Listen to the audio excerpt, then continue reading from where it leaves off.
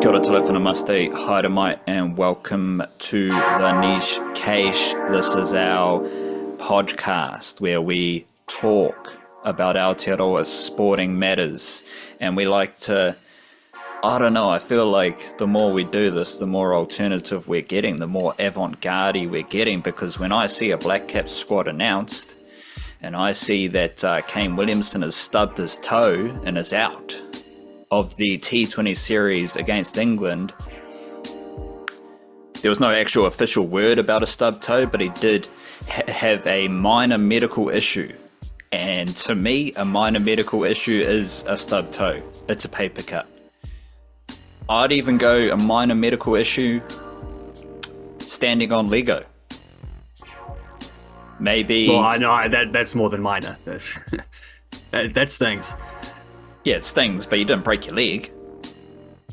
If you stand on Lego and fall down the stairs, maybe, I guess. I don't know, but yeah, I know. The dentist, just I know it hurts. slipped in the shower. A few.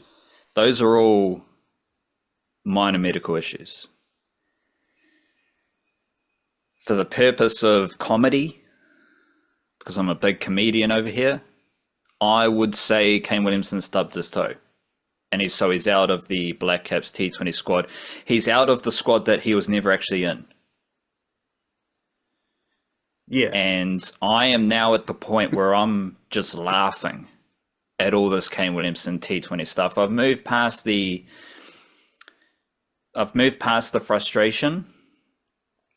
Not frustration at Kane Williamson, a little bit of frustration at New Zealand cricket because they keep coming up with a different excuse not to actually drop Kane Williamson. Kane Williamson will never be dropped, but he will often be unavailable for T20 cricket.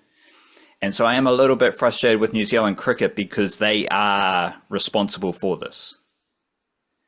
Every T20 squad that comes our way, they are telling us Kane Williamson, who is not actually a first 11 T20 cricketer in my mind, not New Zealand cricket's mind, but my mind, he is unavailable for the series for whatever reason. Right? He wants to play cricket in England. We've had major medical issue. We've had minor medical issue. Maybe next time he pooed his pants and he couldn't show up to media day. I don't know what it is, but don't forget the old favorite, load management as well. Yeah, that was so 2022 though. We're in 2020. Well, he was skipping T20s in 2022 as well. Exactly. This didn't start yesterday. That is the point. And I'm just like, frustrated. Sorry, I forgot why I was frustrated. But the frustration was like everyone else's reaction, because all the media, all their headlines are about Kane Williamson. Whether it's local media, international media, you're playing against Australia, then it's the Australian media. Now we're going to be playing against England. It's the English media who are only talking about Kane Williamson. And the frustrating thing is that all of that talk makes Kane Williamson, it's misleading. That's the frustrating thing. It makes Kane Williamson sound like he is an official first 11 T20 cricketer when he's not. And I'd also say he has the lowest T20 batting strike rate of all T20 batters in the current mixer right now. So that's why I'm not really viewing him as a first 11 T20 cricketer. But that frustration is now just pure laughter, because everyone's just taking the piss. Kane Williamson was taking the piss, but now we've got New Zealand cricket. They're taking the piss because he's got a stubbed toe and he's unavailable for the series. And all the media, they're taking the piss as well because they keep talking about Kane Williamson. So I'm just, it's just hilarious at the moment that this situation is still floating around. And I'd also say that this is very specific to T20 cricket. So when the ODI series comes around, yes, Kane Williamson is going to be in that squad because he's made a miraculous recovery from his stubbed toe and he will be available for the ODIs. But Ja Rastafari forbid that Kane Williamson is actually dropped. That Kane Williamson is not actually, he's actually not selected for the T20 squad because he is not good enough. That seems like a bridge too far for New Zealand cricket and the Blackcaps selectors and everyone who is partial to this situation. And I find that hilarious, because what's wrong with a bit of the truth? But we did get the truth, though, because he did stub his toe and he is unavailable for this T20 series selection, that he was never actually going to be in the mix to be selected. And this is part of my paid Substack newsletter section, where I dropped a few hard and fast Blackcaps squad reaction thoughts. So our newsletter every Monday and Thursday has, I'm always covering rugby league and cricket. Nico the Wildcard here, he's always covering basketball and football. We split the newsletter up with some free newsletter notes, and then we've got bonus notes about New Zealand sport for the paid Substack subscribers, and all of that is copied into Patreon the next day. So if you're on Patreon, that's another great platform to fund our work and support us straight up the guts. You get the full newsletter coming at you on Patreon as well, so don't stress about that.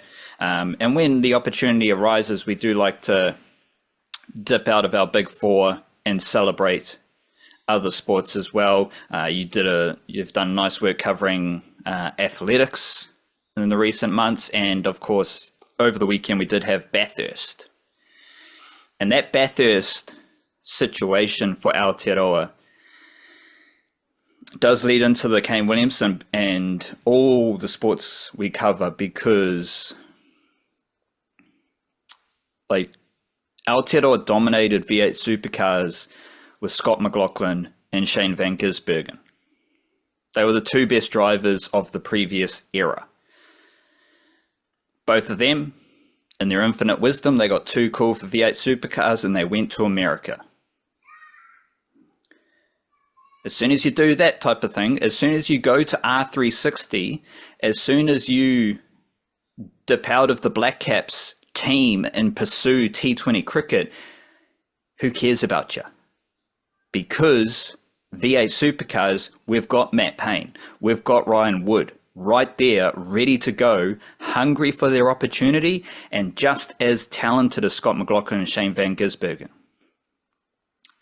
That is the grandest theme of grand themes for the niche case, is that all the youngsters are really, really, really, really good at their sport, at their skills, at their talents. They're also lovely young people. They're good folks. They're driven. They're motivated. They're everything you want athletes to be. So no one should be worried about the older athlete departing whatever bubble we're talking about. Because whether it's cricket, basketball, rugby league, what's the other one? Football. Bit of football, yeah. Athletics, race cars, whatever it is, there is always a younger athlete ready to go to take that spot. And so I just found that quite interesting that we had two legendary motorsport athletes depart V8 supercars, and it has had no impact on Aotearoa's excellence in V8 supercars because the youngsters are crazy. So shout out to that. But I do want to share some Blackcaps thoughts from that paid section of the newsletter. So make sure you're tapped into our newsletter on nichecase.substack.com. First one, just a one-liner. Kane Williamson will never be dropped. He will be often unavailable though.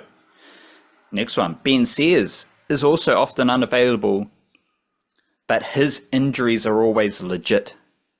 Right? Ben Sears isn't missing cricket for a stub toe, but he is always injured. Yeah. So it's like worse than stub toes. Yeah. It's like you're in a better situation than Kane Williamson because you're keen to play and you're actually keen to compete for your spot, but you're always injured. Even without him, Ben says, Will O'Rourke and Nathan Smith, in brackets, he might be healthy now, but he's not in the T20 top tier yet, all out injured, the seeming group still looks good for the Blackcaps. It's a big series for Kyle Jamieson. If he is healthy and snaring wickets, he could also return to the test mixer. Jamieson needs his mahi managed, and he wouldn't need to play every test this summer because of our seam bowling depth. That's the seam bowling. This is not part of the news. That's the seam bowling depth that lost Trent Bolt, Tim Southey, Neil Wagner, and still looks awesome, right? Like, because what? The youngsters are awesome. That depth also means Jamieson needs to be taking wickets and not getting tonked around, which he kind of got tonked around against Australia. Tim Robinson keeps his spot alongside Rachin Ravindra. Hopefully we see the two Firebirds spend some time at the crease together. I think they might have gone to the same school as well, Hutt International. But that's not a... I'm not saying that with my chest. I'm not saying that's actual factual. That's just a vibration. Can Mitchell Santner, and possibly Ravindra too, help the spin department? Michael Bracewell hasn't filled me with confidence, and now Ish Sodhi is out of the squad. Slinky Santner is the best T20 spinner for New Zealand right now, and I like his captaincy swag, so I expect a boost for the team.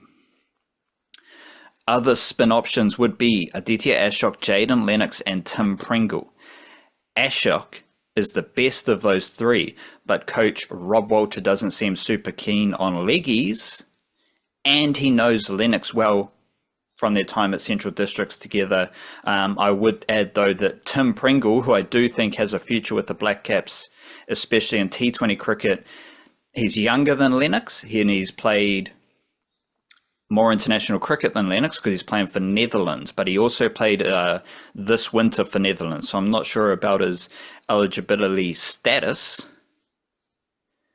But I do have Tim Pringle, and Lennox is an excellent T20 spinner, so he's always in the mix there with the connection to Rob Walter. How are you reflecting on the Blackcaps versus England T20 squad? Lots of little notes and wrinkles there. I mean, you could even tell us more about how Kane Williamson's got a really sore toe. Or you could tell us that Kane Williamson did actually step on some Lego and he is suffering a minor injury setback. I mean, it could be the same thing. That might be why, like, it might be how he stubbed his toe, was he was just trying to build like a, I don't know, Lego replica of Lord's Cricket Ground or something. Well, but let's be fair, the Basin Reserve, tripped over, stubbed the toe, out for exactly three T20s, but no longer, because he'll be miraculously recovered by the ODI series straight afterwards. So, you know, marvels of modern medicine, toe transplant, maybe. I don't know. I guess you can, if Kane Williamson can sort something out. Full faith in his medical recovery. I liked the idea of the Rachin Ravindra and Tim Robinson in the same squad idea, though, especially because after seeing Tim Robinson score 100, batting at number 3 against Australia, having seen Rachin Ravindra pretty much establish himself as like the guy who should be batting number 3 for New Zealand.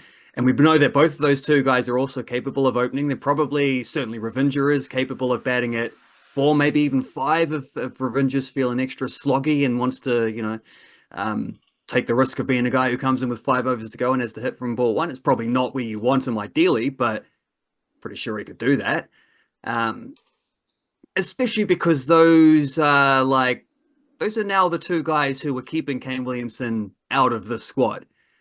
And there might be a case. I think Daryl Mitchell's more of a, you know, number 4 or 5. I think Mike Chapman's probably more of a number 4 or 5. You might make a case that Chapman could be pushing for that same kind of status if he were capable of scoring runs against anyone other than Pakistan. He hasn't done that yet, so we can't, you know, he hasn't earned that yet by through his production. But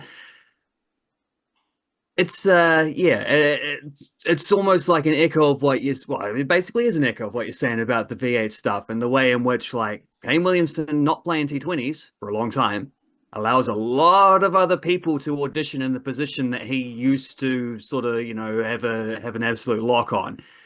And Tim Robinson just scored 100 against Australia. Rachin Ravindra is probably our best all-format batter at this point.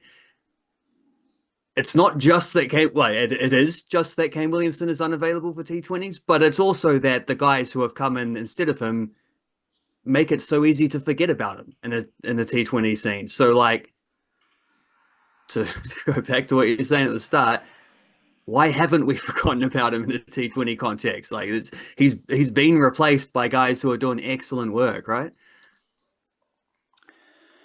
Yeah, just a correction to my own vibration. I think Tim Robinson actually went to Wellington College. Close enough. So they don't have the Hut International College connection, but they are obviously from Wellington. So my statement still stands that the two Firebirds can spend some time together at the crease. And everything you just said is awesome, because it's like, well, so you're going to select Kane Williamson ahead of Rachin Ravindra?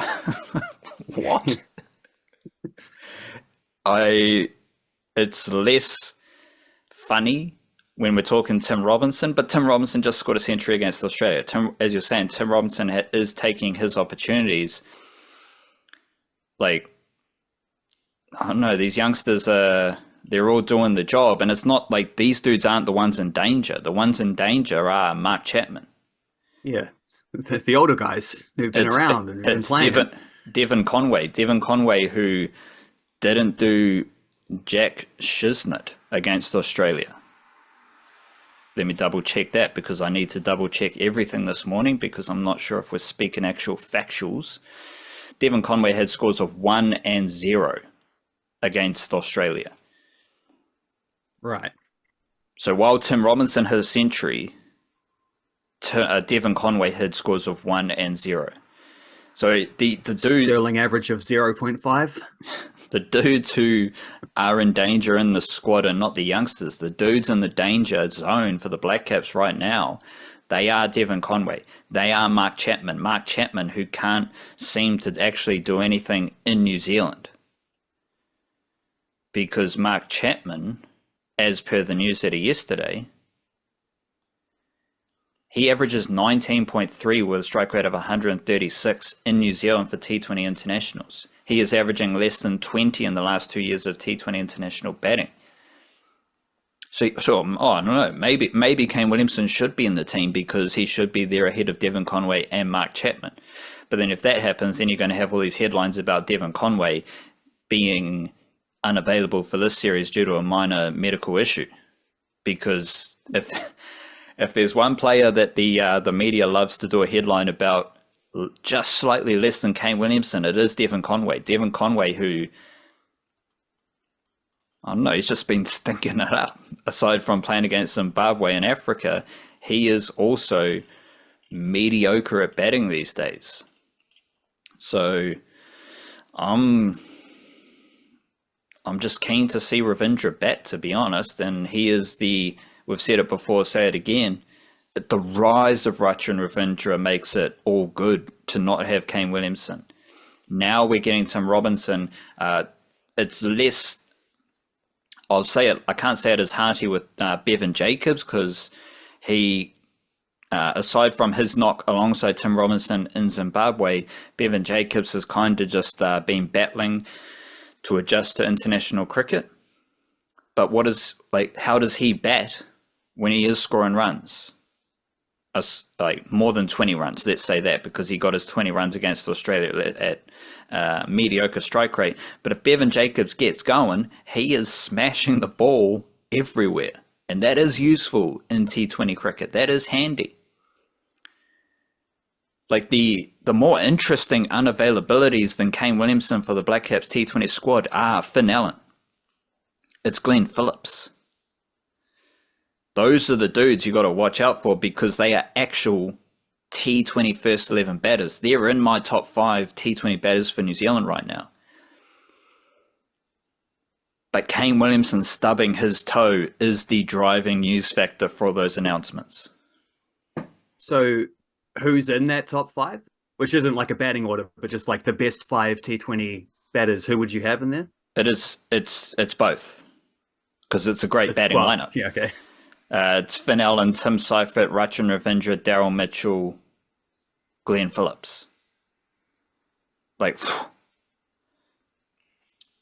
no room for Devon Conway, the guy who I just checked and saw has 11 single-digit dismissals in his last 18 T20 internationals. Yeah, funnily enough, that's not good enough. Yeah.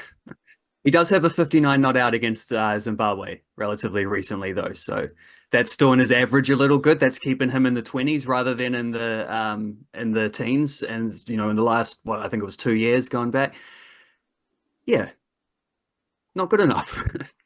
So like the sixth batter in that group, well, not in that group, the sixth batter outside that group would be Tim Robinson. Right? So then outside that top six, we have Mark Chapman, Kane Williamson, Devon Conway, and Bevan Jacobs. Selecting the seventh from those four, that is difficult. Like, I'm not going to take the piss out of anyone for choosing Kane Williamson as the seventh dude there.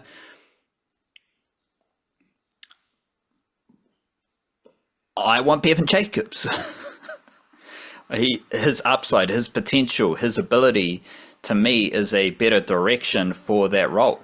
So, but I mean, the top five, you got to be doing more than Kane Williamson and Bevan Jacobs have been doing to be in the top five. And then you've got Tim Robinson, who is doing more than both of them for that sixth spot. I don't remember people having the same conversations about Trent Boult, though, that they have about Kane Williamson, which there was some, definitely. Like, it's not like that was never a thing. And unlike Williamson, I think Boult did more to stoke those flames himself with a lot of yeah, I would be available for that test match if you picked me kind of chat, without ever actually playing any first class cricket and getting more than 4 overs in a day for, in your legs to actually show that you're physically ready to play some test cricket. But I mean, I get that Kane Williamson is special, but so is Trent Boult. Those are the two most special players of I guess what we are now probably on the brink of being able to say was the previous generation of the Blackcaps. You might want to say golden generation, given that they won some stuff, which doesn't normally happen for Blackcaps. But that's your best batter and your best bowler from that era. I don't know. I don't feel like Trent Boult got the same. Is he going to be picked this series? Is he going to be picked this series? Is he going to be picked this series? Every single time that we seem to be getting from Kane Williamson. But then it's also even though, like I say, he did more than Kane Williamson to put himself in that kind of frame. But yeah, it does come back to what you said before about I think that's because New Zealand cricket handled those situations better. Just different. Where it's they were a lot more hard-edged about, well, Trent Boult doesn't have a contract, so we're not going to pick him outside of tournaments. And since then, they've eased up on some of that stuff, which was, I would say, silly, but it's more it was just a transitional period of figuring out how to handle that stuff, how to handle that kind of landscape with players in and out and T20 scenes, whatever. But they don't seem to be willing to take a sort of you don't even need to take a hard-lined approach to the Kane Williamson. You can just be honest. So he's not fully committed. We love him. He's one of our greats. He'll be playing the other formats, but at this point in his life, he's not, he's not ready to play every single thing, and we don't need him in the T20 team, so we're not going to pick him. Just be honest. Yeah, but that is the funny thing about this situation is New Zealand cricket, and this every time they describe it, they're lying. Yeah, right. But even what you said right there, that's a lie. It's not a lie. It's just not. Well, it would be it would be massaging the truth, maybe. Yeah, it's not the honesty that we're looking for. The honesty that we're looking for is that Kane Williamson was in contention for the squad, but he is not good enough. That is the truth. The difference between Kane Williamson and Trent Boult. Well, hold on. The difference between Kane Williamson and Trent Boult is that Trent Boult is an awesome T20 cricketer still. Right now, right? Trent Boult. Yep, fair point. If Trent Boult really, really wanted to play for New Zealand, he would be an all-format Blackcap right now. Boult. You can take the piss out of Boult just as much as Kane Williamson, because Trent Boult, as you said, he always makes himself available for Blackcap selection, but not really. Because he's not willing to do anything to actually be available for selection. So then the thing with Trent Boult is that regardless of what he says, regardless of what anyone else says, what I observe, because actions speak louder than words, Trent Boult does not want to play for New Zealand right now. But his talent and everything he's doing, he is an all-format first 11 player for this imaginary New Zealand cricket team that is just like an all-stars group, maybe. Colin Munro is a better T20 player than Kane Williamson. Right? So, like, I think it would be more likely for Colin Munro, even though New Zealand cricket hates him, it would be more likely for him to play at the T20 World Cup. I can see a situation where, okay, Devon Conway, I can't actually see the situation because they just select Devon Conway. But let's like Devon Conway, he sucks. He's not scoring runs. Finn Allen's still injured. A useful opening option would be Colin Munro. He's playing T20 cricket. He's good enough to have a whack at the top of the order. Colin Munro is a better T20 cricketer right now than Kane Williamson. But there's like Colin Munro isn't mentioned anywhere. Like we just all, this is the thing about the T20 circuits. As soon as you're on the T20 circuits, no one gives a shit about you. Like who gives a shit about Trent Boult right now? Right? Like that's the cold reality of these kind of sporting conundrums. Like, okay, you're not playing NRL. You're going to go play R360. No one gives a shit about you. Like, that is like respectfully to like Japanese rugby. But as soon as you go to Japanese rugby, no one's really giving a shit about you here in New Zealand. Why? Because there's someone better playing rugby in New Zealand right on our doorstep, right in front of me. And that is more important when we're talking about giving a shit. But going back to Kane Williamson, Trent Boult, far better T20 cricketer right now. Colin Munro, he's a better T20 cricketer right now. None of them are mentioned. Whereas every little issue, drama, situation for Kane Williamson is explored in depth. And it's like, it's quite simple. He's just not a T20 first 11 player right now. And that's why he's not in the squad. And everyone's to blame for the situation because New Zealand cricket, they're just spinning yarns about it.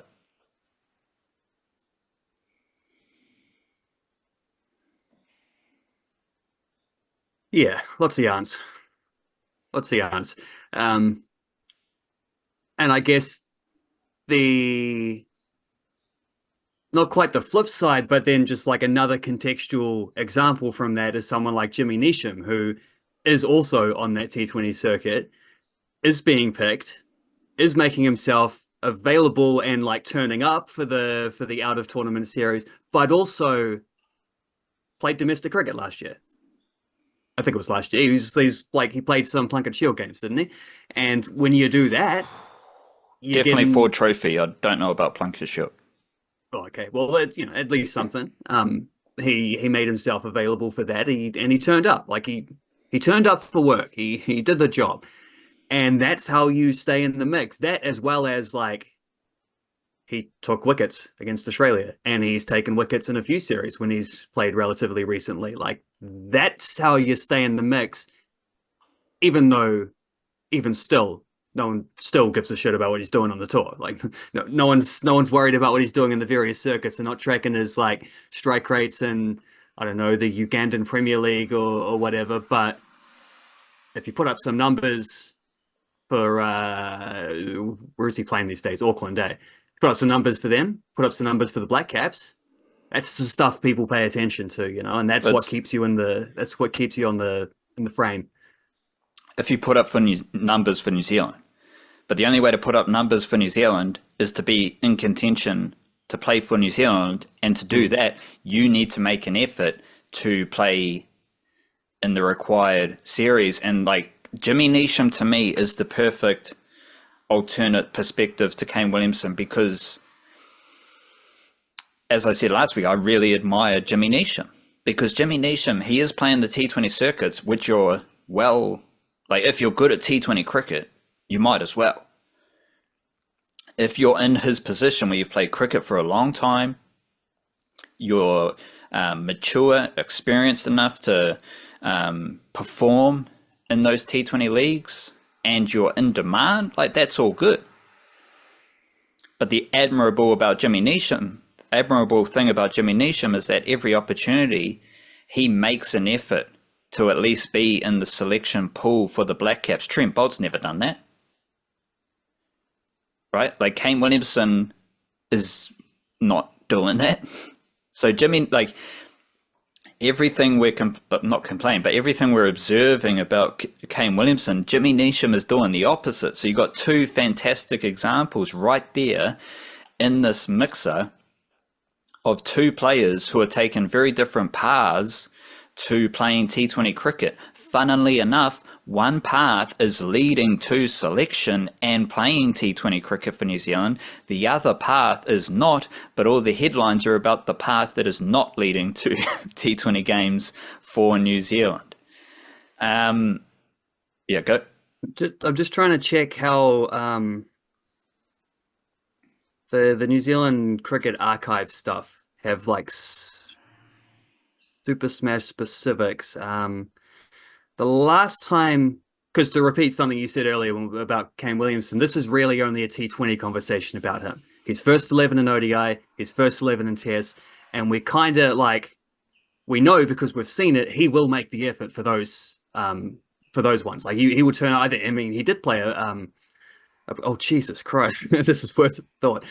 He did play a Plunket Shield game last year or the year before, which was like this first Plunket Shield game in several years, and I think he got a big 50 in one of them batting for Northern, so that was nice. Last summer, technically last summer, yeah. Sure.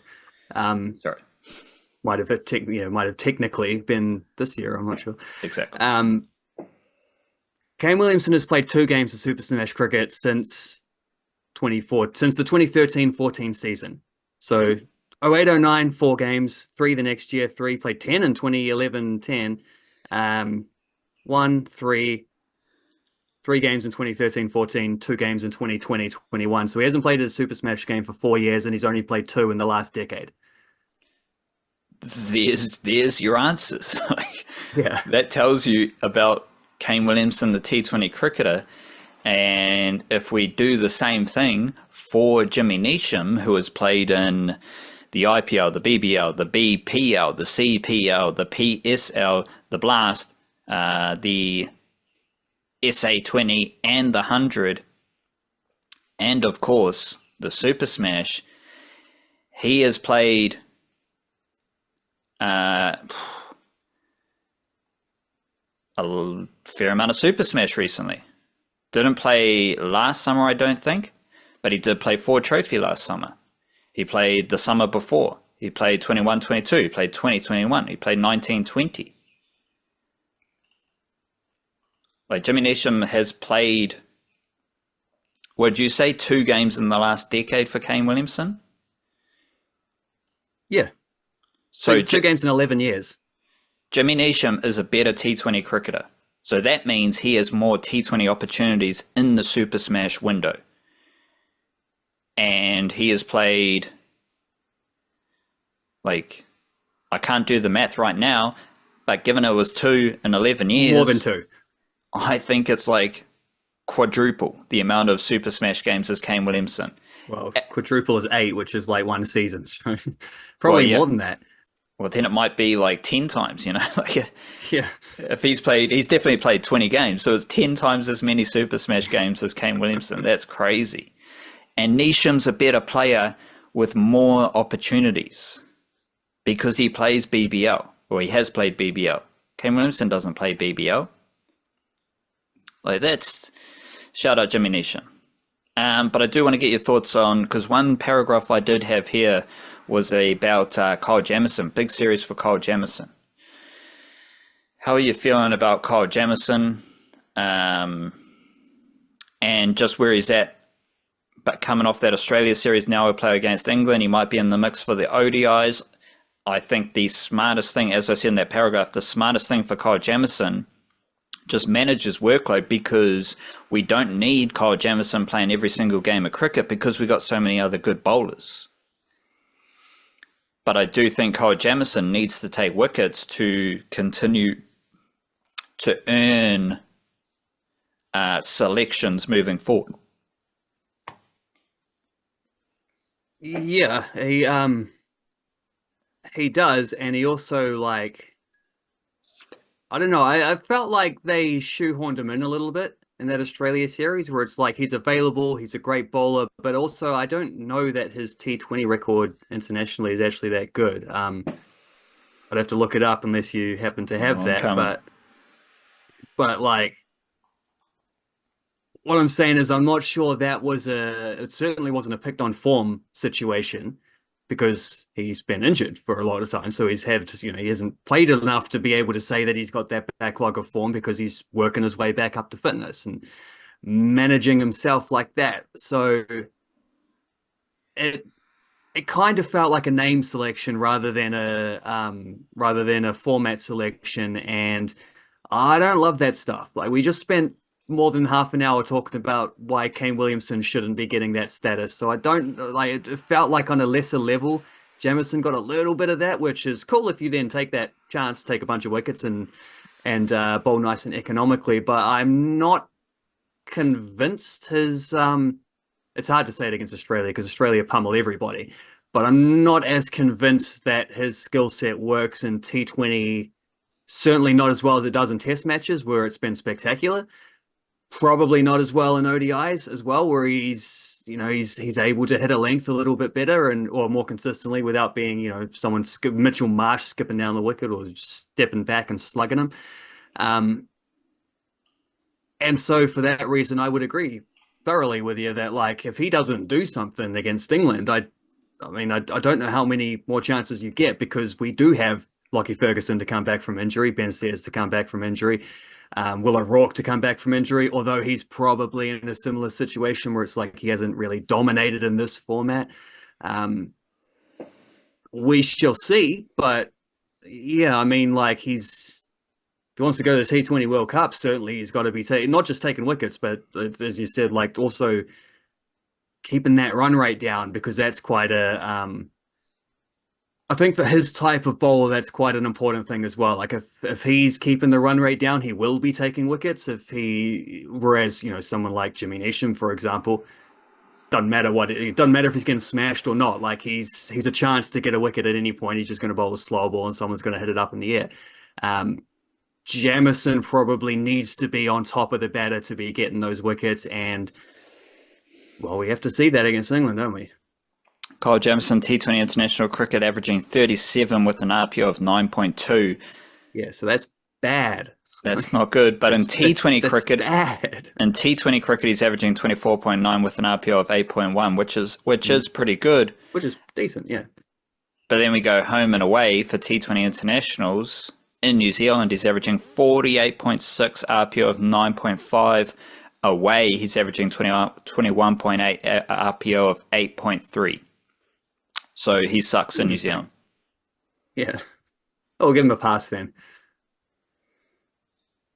Well, a pass for sucking in New Zealand.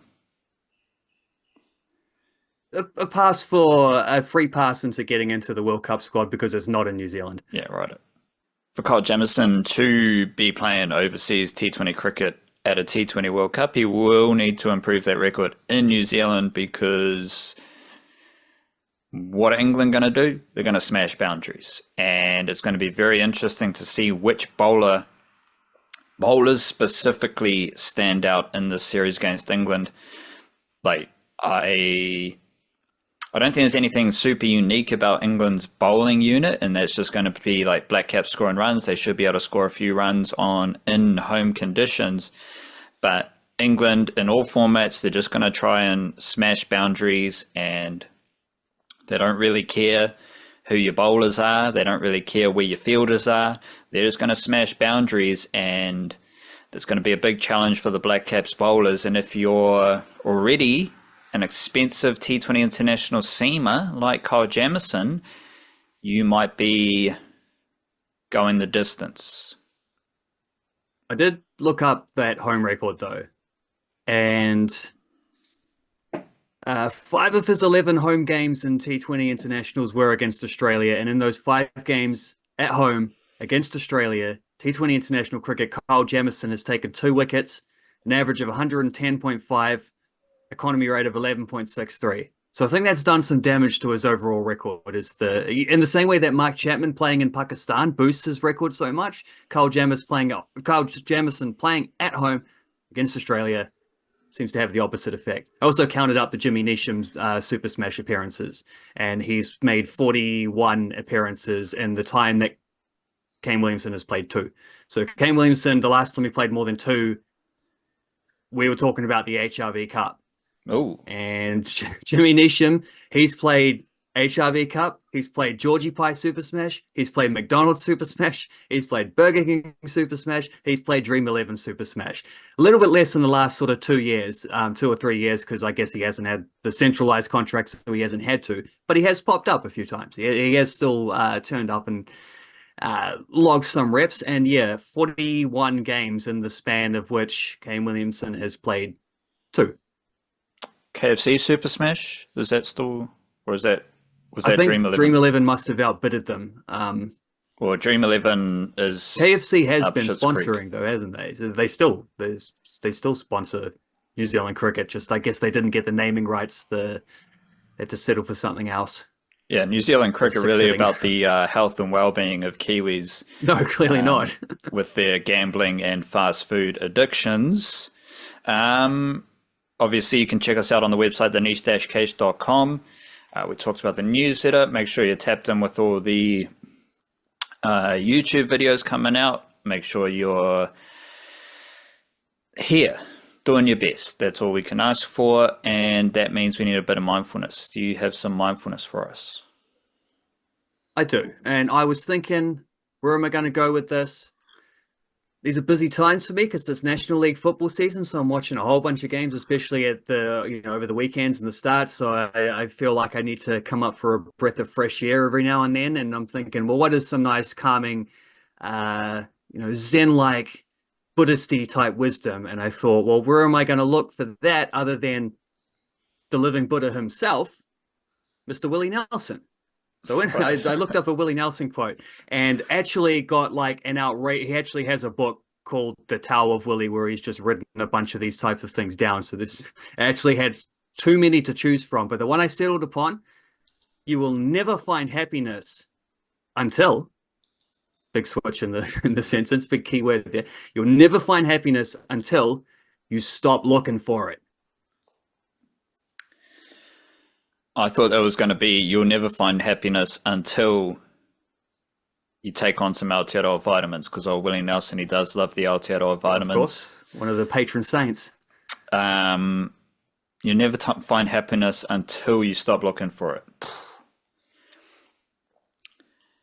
That's like the best things happen when you're doing something else and you're just completely present with that other thing, and you're not thinking about all the things you want to happen, all the things you're wishing would happen, all the things you hope will happen.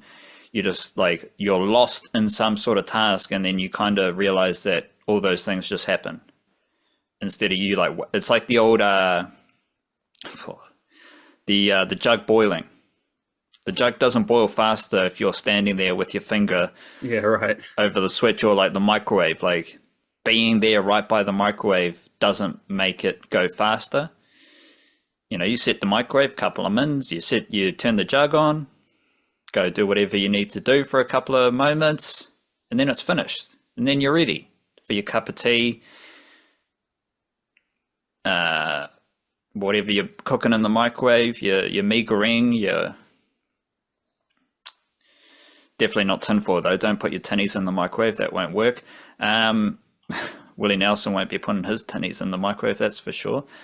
So just the being like clinging to the happiness. I think that is a recipe for not being happy. Yeah, and clinging to the happiness and clinging to the search for the happiness as well, where it's like I know we talk a lot in these ones about like good intentions, and the journey is like the reward in itself and those types of stuff. But this is different. This isn't the journey is the reward. This is the opposite, because this is coveting. This is like seeking the end result. It's like, how can I get to that point where I'm happy? How can I finish this journey so that I'm at that place where I'm happy? I guess that is the journey, is the reward, is the thing you figure out, is that it's not about trying to get there, because by making that the be all and end all goal, that's literally the thing that's stopping you from ever getting there. You're blocking your own path. And I guess, yeah, you stop trying to force yourself into the happy place. You'll probably find that you just kind of stumble there much more comfortably, much more healthily, and much more like permanently, probably, as well.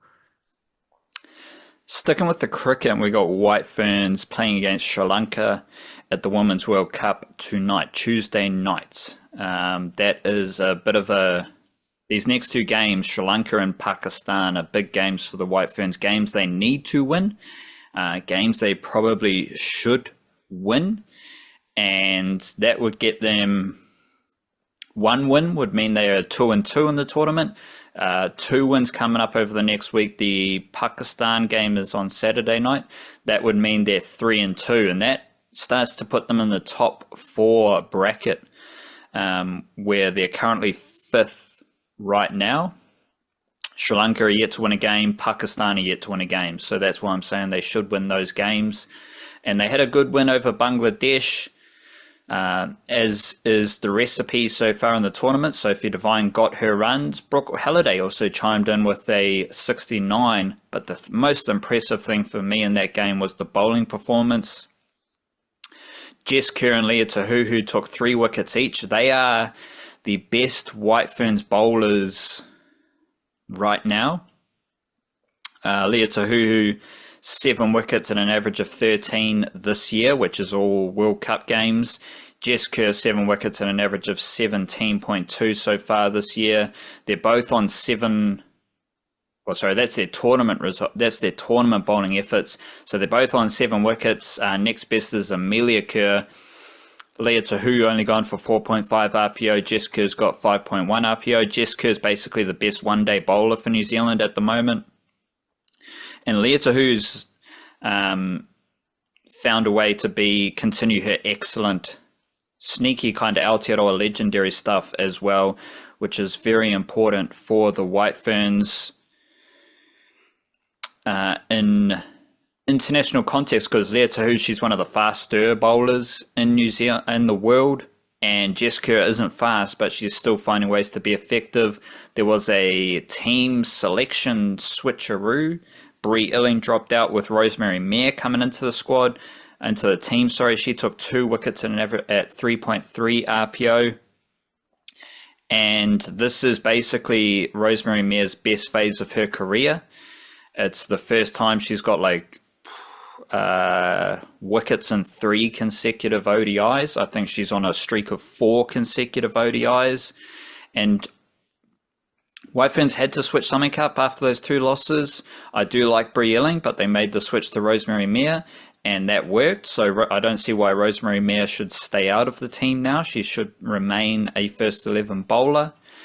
And we're still waiting on someone else to score some runs, because basically Sophie Devine and Brooke Halliday scoring the runs.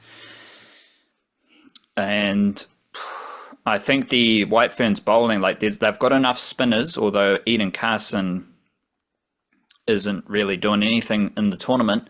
1 wicket at 5.7 RPO on 14.4 overs. But there's a couple spinners. There's the seamers, where you've got a bit of heat from Tahuhu. Rosemary Mayer's decent as well. And Jess Kerr with the big in-swingers. So you don't, like Rosemary Mayer, she's not a massive in-swing bowler. She'll nibble it. She might get a bit of outswing. Leah Tahuhu's bowling usually outswing. So you don't have all the seamers bowling in-swing, which is very important. Jess Kerr's got that skill set locked down.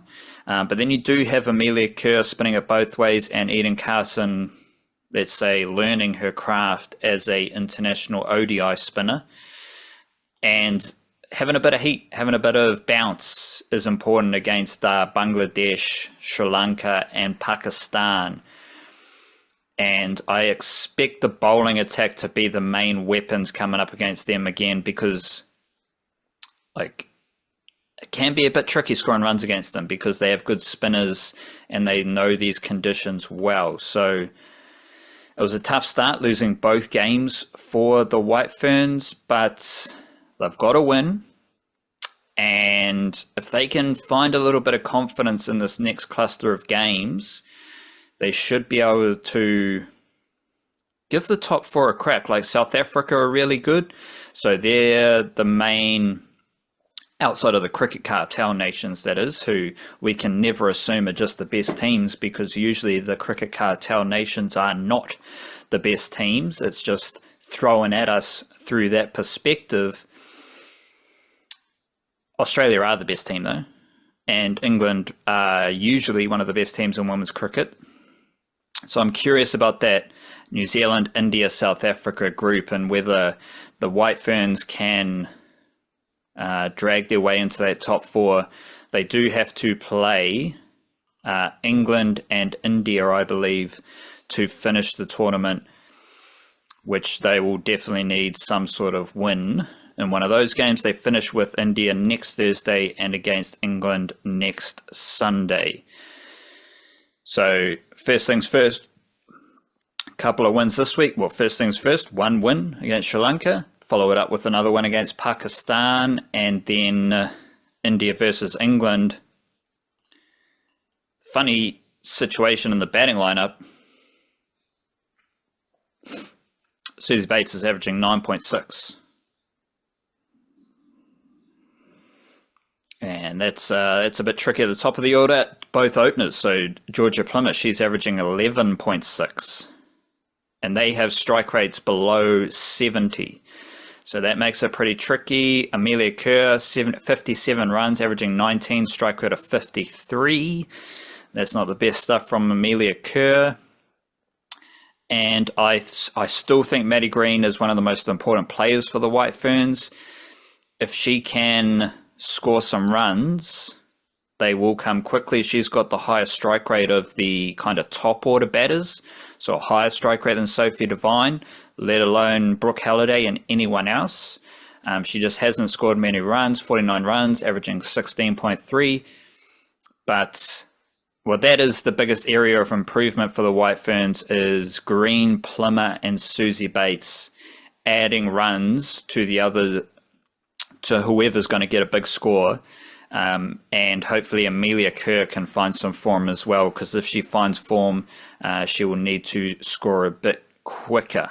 So I'll be tracking that closely coming up this week. And there was also I thought it was a terrible loss for the Breakers. It was a terrible loss. It wasn't necessarily a terrible performance, but it was a terrible loss. Like, they threw away a double-digit win against like a team that was obviously capable of doing stuff to them, but it's like they had them where they wanted them, and they didn't close the deal, you know? Terrible loss seems about right, but it felt like the kind of game where if you're 3-3 or something, or where let's say they'd started 2-2 and then they'd won 3-2, this would have made them 3-3. In that hypothetical situation where they might have won those two previous home games, then I don't think you worry too much about this kind of game. You just say, that was a bad, we let that one slip away, but we'll fix it up next time. If you start 0-4, everything gets amplified. And so a game like this, it's like, well, you can't afford to be slipping up because you've already done the slipping up beforehand. Like, you've already done this in your first month. You can't really be throwing away what is a much needed win in order to start steadying the ship, because at 2-4 at this stage, you're starting to feel a lot better about them, particularly because if they carried on the way they played in the first half of that game against Southeast Melbourne, then you'd be saying, well, that's like, on top of an outstanding performance against Illawarra, you'd be saying, well, that's a lot of good evidence towards this team is actually quite good and they've started to figure it out. And then they threw it away in the second half against the Phoenix, and it's like that's what they did against Brisbane in game one. It's like all of a sudden these turnovers. I think they had more turnovers in this game than they had in any of their other games as well, which is shocking because too many turnovers and too many costly turnovers in some of those other defeats. And then here was like, let's take the biggest weakness we had in those other games, well, one of them, and yeah, multiply it and make our worst example of that. But it's also like, I mean, it's hard to say too much about them because we've just had this like up at the 0-4 and then the superb win against the Illawarra, and then there's like the drop down follow up, the lack of a rebound against getting rebounded by the other team. Maybe I'm trying to make that work into a basketball metaphor, but against Southeast Melbourne on whenever the hell that was, Sunday. It's hard to like get a gauge on where they're at because we've seen some extremes now. It's not just the 0-4. We had a great performance and we had a really good first half against the Phoenix that we've been shown from this team. So we've now seen the extremes of them. It's hard to get a gauge on it, but the thing that the thing that's stuck in my mind since that game is a statistic that I sort of alluded to in the newsletter, because a lot of those turnovers did come from Parker Jackson-Carr, right? And it did feel like after finding a really nice balance in the Illawarra win, with his record assist haul, most of the game against the Phoenix, he was really good. And then it was the fourth quarter stuff again, where it's like they're chasing the game now because they've thrown it away and he's just doing too much. And that's not the recipe. And it was like, that felt like a reversion there. I thought Rod Baker was okay, but he still continues to just not feel like the most impactful guy that he can be. But he's starting to put up a few numbers. Brockington's the one that's got concerning though, and this is what I'm getting towards, is that Isaiah Brockington and Isaiah Le'afa, the two Isaiahs, spelled different, but the two Isaiahs, who pretty much play the same position and more or less like tag team in that shooting guard role. Not entirely, because they both played 21 minutes in this, so they must have shared the floor for a couple of minutes along the way. But yeah, they both played 21 minutes. They both scored 5 points. In the 21 minutes that starter and import Isaiah Brockington, MVP of the preseason tournament, the 21 minutes that he was out there, the Breakers were outscored by 17 points. In the 21 minutes that Isaiah Le'afa, maybe the like poster boy for the criticism of unreliable Kiwi depth on the team that we were hearing about from people when they were 0-4. Well, actually, in the 21 minutes Le'afa played, they were plus 13 in what ended up being, I think, a 6-point defeat. So they played the same amount of minutes. They had the same contribution in terms of like points scored, similar stats just in general. But for some reason, the Breakers were way better in the minutes that Le'afa was out there versus the minutes that Brockington was out there. And as much as I like actually Le'afa's doing a handy job. He's playing some very good defense and he's fitting into a team that's, even if he's not getting the shots and the points, he's fitting into a team that's playing quite well with him out there, because he had a massive positive plus minus in the Illawarra win as well. Like there's a couple of games in a row now where this has been the case, where Isaiah Le'afa has been out there while the Breakers seem to be firing on all cylinders. So I like that kickback. I like that pushback of being able to say, well, actually, if you look at the stats, the Kiwi bench are doing all right here. But it doesn't get past the point that your imports are supposed to be running the show. And Brockington is supposed to be better than Le'afa. And he's supposed to be scoring a lot more than 5 points. And the Breakers are not supposed to be getting dominated while he is out there. And yeah, minus 17 in a 6-point defeat from one of your imports is nasty stuff. Like that shouldn't be happening. So there's a strange little dynamic there with the Breakers, because it is easy if you're someone like many of the Australian media folks were before the season to say, well, I like the intentions of picking these, like filling out their squad with all these Kiwi players. I'm just not sure they've signed the right one. I'm not sure there's enough depth, talent, blah, blah, blah. Like, if you're one of those guys, you're going to see that again, continuing this. But I don't think we even get to that point, because right now the imports are letting the Breakers down. And hopefully that's one of those things where it's like, they will settle, they will figure out their role, they will get their combinations, and before long we'll start to see like much more effective and dominant performances from Brockington and Baker. Obviously Parker Jackson Cartwright, there's stuff to criticize him about, there's also stuff to praise him about. He has been, when the Breakers have been good, he's been spectacular this season. When they've been bad, often he's also been part of that. And so that's like, he's been around a few years, he's settled, he knows what he's doing, but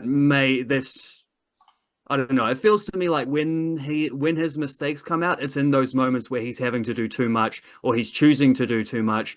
And if he had a more reliable couple of American imports around him, perhaps that he doesn't get to that stage. You know what I mean? Like it's still the case that I was thinking about those 0-4 stuff. It's like if you can find ways to criticize the bench, but you don't need to criticize the bench if the starters aren't doing the job. However, in that game, Sam Meninga, 29 points on 9 of 13 shooting with 11 rebounds. He was fantastic. And it was like, he knocked down some threes. Awesome. When he's doing that, he's going to be, he's going to be a big dog if he's doing that any particular game.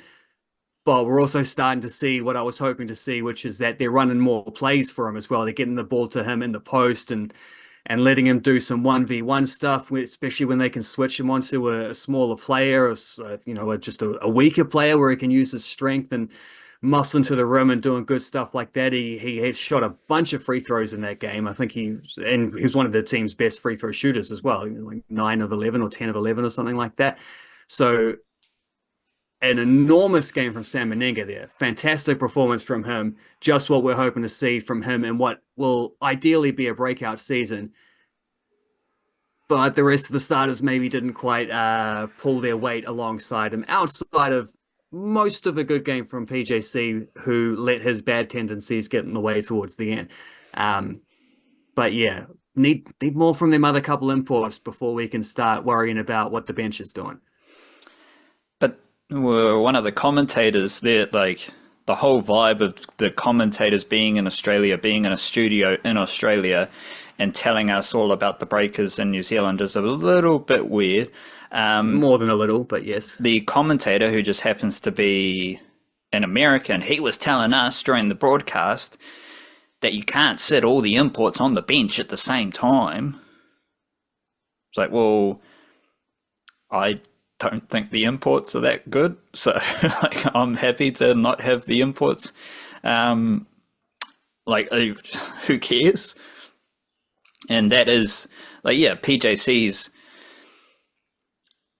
as good as he is. It's just that old basketball thing. Like, what is a small guard going to do late in the game? Like, what is a small guard going to do after he's been beaten up? He's been smashing into bodies all game. He's got to do all the work, because my main takeaway for the Breakers is that the coach sucks. And so they are just like, the coach, his best plan is just give PJC the ball, let him do everything, and then hope when the game's on the line, he just completely ignores all fatigue and all size issues and he wins the game for the Breakers, which is never going to happen. So there is an issue, because Brockington, to me, like, he's a non-factor. Baker can shoot the odd 3-pointer, but whatever, like, he's not as good as Meninga. PJC's a good NBL player, but like, well, he's just too small to, like, he is a good NBL player, but you can't win a championship with him doing his stuff. Like, I strongly don't. I don't think there's any player in the NBL you can win a championship where just like your fourth quarter plan is let that one guy play some hero ball. I don't think any player is going to lead a team to a championship playing that way, the way that they just lean on PJC to do everything when it matters most. As you say, at the time where he's probably the most beat up and the defenses have probably got an idea of what he's going to do and how to handle him. And, he got some good looks there. He missed some layups in that game, but it's like, it's too much. This is the thing. Ball sometimes. This is the thing. That is a coaching decision. Right, so all of that stuff with Pete is a coaching decision. Everything else you see with the Breakers is bad coaching, right? So there was a delay of game technical foul.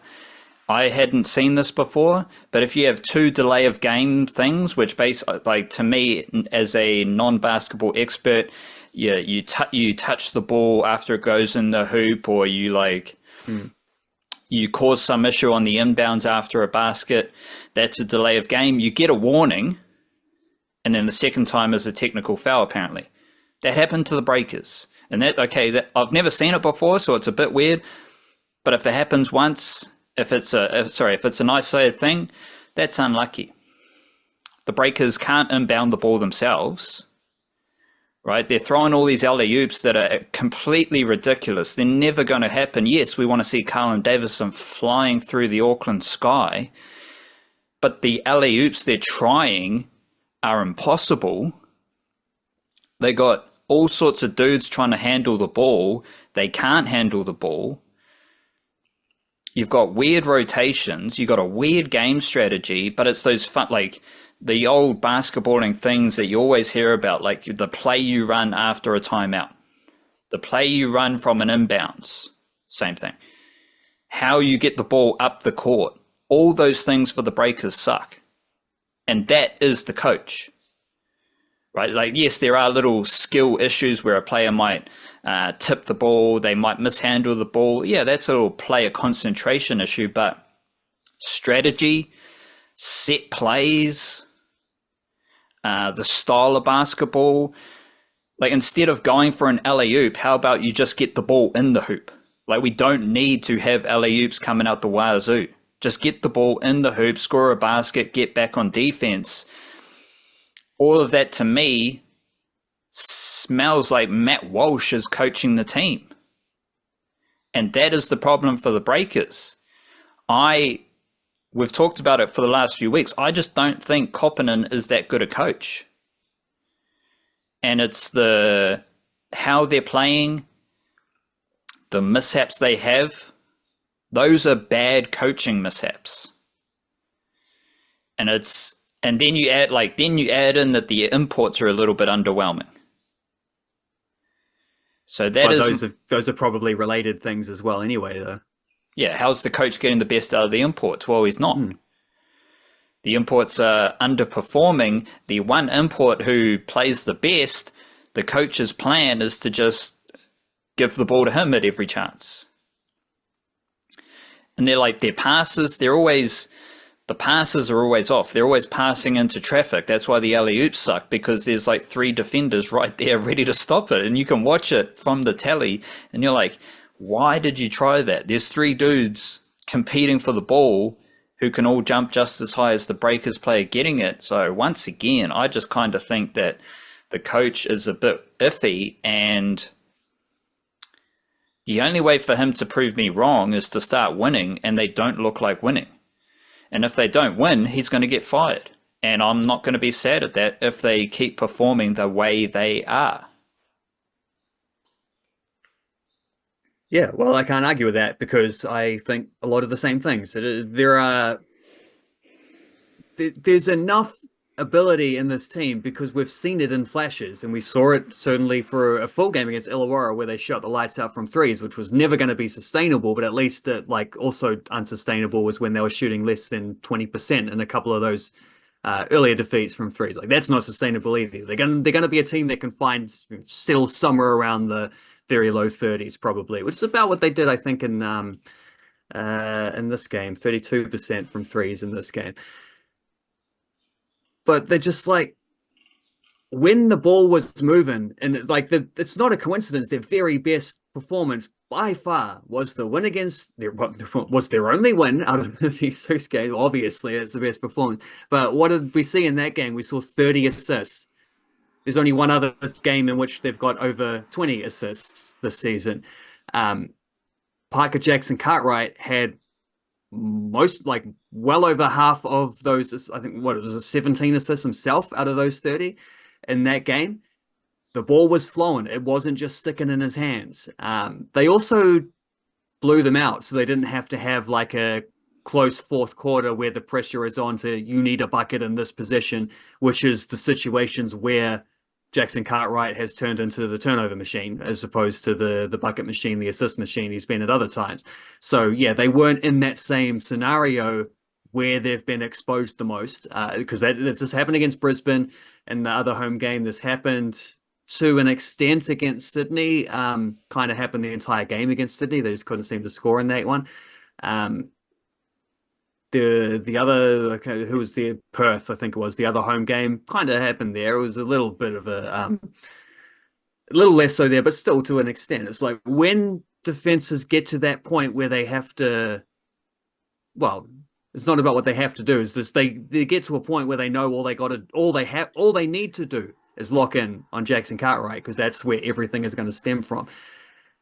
I don't know how you fix that. I guess Brockington has got to do a bit more ball carrying stuff. I think maybe you could consider putting Taylor Britt out there at the same time as Jackson Cartwright a little bit more, so you at least have two ball handlers there. Like, I don't know, but these are all coaching decisions, and these are coaching decisions that we have not seen yet, which is why the team is 1-5. But I will say, massive difference, I think, in the last two games defensively. Like, there are a couple of lapses against Southeast Melbourne, particularly like the one that stings is the start of the second half, where they gave up like 4 3-pointers in a row, while giving up turnovers at the other end. So it was like bad offense leads into bad defense as well in that way.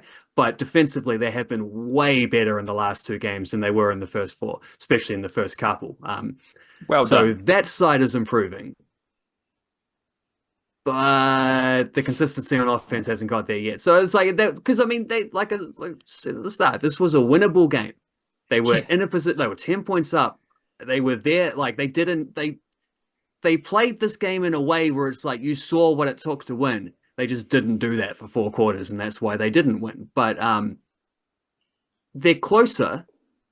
But that next step might be the difficult one if a couple of things don't, get tweaked. But that's the thing. It's like we've seen the alternative and flashes during this season, and it's worked.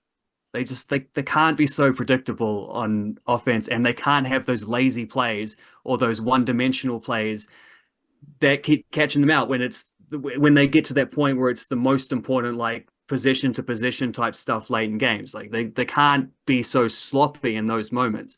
Some of that is on players, of course, but yes, I mean, it does feel like a lot of that is coming down from just like they're not a well-defined enough coached team. Yeah, forget defined. They're just not a well enough coached team. Like, everything they're doing reflects badly on the coach. And I will be fascinated to see, like, how long is this acceptable for Dylan Boucher? How long is he willing to ride with this situation? Because could you imagine, okay, the Warriors, they return from the COVID era, 2023, Andrew Webster's the coach. They're 1-5. It's like, how long is that okay where you've got this like buzz about, now the Breakers, that's actually quite a bad kind of comparison, but the Breakers, they're starting this new era, and no, forget everything about I said about the Warriors, but the Breakers are starting this new era. They have this kind of, if you want a Warriors comparison, that sounds a little bit more like the Stephen Kearney era. I don't know, who cares? But they have this leftover piece from the previous era, and the leftover piece is driving a team that is losing. How long are you going to like kick around with that leftover piece? Because we've said it before, he was not appointed by the current regime. And the only way for him to solve that problem is to win. And they're not winning right now. Like, so what I was going to say about we're coming up to around about a year since Koppinen last had back-to-back wins with the Breakers. So, well, there you go. Yeah. The reason it didn't work with the Warriors comparison is that if Webster did start 1-4, the Warriors ownership, they would be like, let's play this cool, let's play it patient, because it is the start of a new era. But we now have Koppinen being underwhelming as a coach under 2 different ownership groups, 2 different kind of GM people. his time, the faith, any faith he had as far as like, let's give this time. I mean, what evidence is that based on? So, Well, it's based on the fact that like 2 years ago, he was one of 10 guest international coaches for the San Antonio Spurs during NBA Summer League, yeah, Golden Boy stuff. and he's not working in the NBA anymore. Which they lied about. Well, he's never working in the NBA in the first place. They said he was an assistant coach with the San Antonio Spurs Summer League team when they hired him. Obviously, this is previous breakers lying about everything. He was one of a number of guest international coaches who were basically there to watch for work experience. That was not calling plays. He was not there with a clipboard on the sideline telling Victor Wembanyama what to do. Well, he obviously didn't learn much because he's, to me, he doesn't seem like a very good coach. Well, the Spurs haven't won that much lately, so yeah, fair enough. Maybe they need Coppinen. You done really well as breakers coach, mate. Like, you're off to the Spurs. Go coach Wemby. Sean Marks isn't at the Spurs anymore, so that's right. He's doing a great job as GM of the Brooklyn Nets. All Whites versus Poland. They had a 0-1 loss, and they play against Norway tomorrow morning. I'm always fascinated to see the reactions to All Whites games, because it's just like, I'm just curious to see how this all, similar to the Kane Williamson stuff, just seeing how it's all covered, how people think about it. And there's always like this disappointed that this kind of disappointment that the All Whites play well against better teams is the best way I can frame it. So yes, the All Whites lose. Yes, the All Whites do not dominate a team that is ranked 30 places ahead of them in the world. Yes, the All Whites don't comprehensively defeat one of the top teams in the world, top teams by like top 40 in a FIFA rankings that probably go down to like 300. People are disappointed that the All Whites play well, because the All Whites don't win these games, right? Like, they don't win against Australia. They don't win against Poland.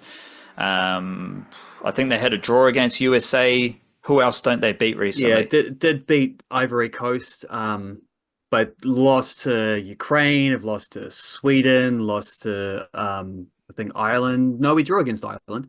I don't think they're a top 40 team. I'm not sure at the moment, but yeah, not a lot of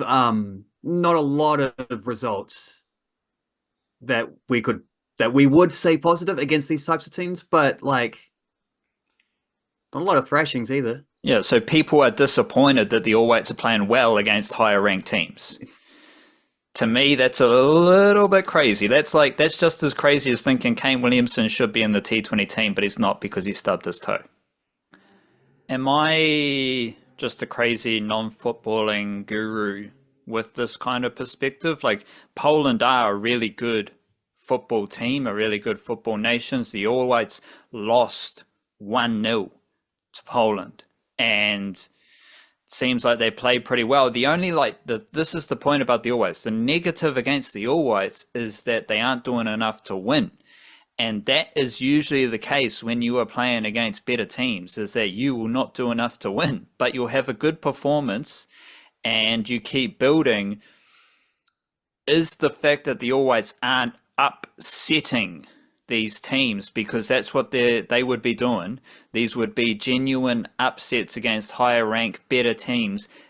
Is the fact that they are not upsetting these teams a negative, or is it a positive that where they're at right now under coach Darren Baisley, who, if we're saying that the All Whites are competitive, if we're saying that the All Whites are consistently competitive against higher ranked teams, that seems like a good coaching job from the Bays, man. How do you assess all of that? Am I delulu, or am I kind of on track? How do you view what the All Whites are doing against higher ranked teams? That is the most important thing about the All Whites net right now. When they are playing a lot of games against higher ranked teams and they are competitive and they're only losing by a goal, max maybe 2 goals against these higher ranked teams, but everyone's fairly disappointed with the fact that they're not winning or drawing.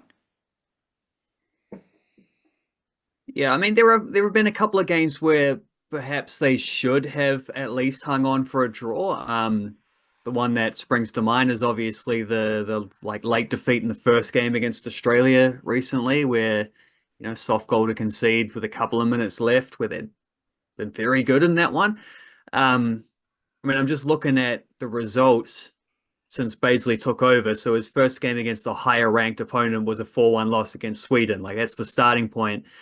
2-0 defeats against Australia and Greece, 1-0 against Egypt, trying to get like the not just higher ranked, but like significantly higher ranked type opponents.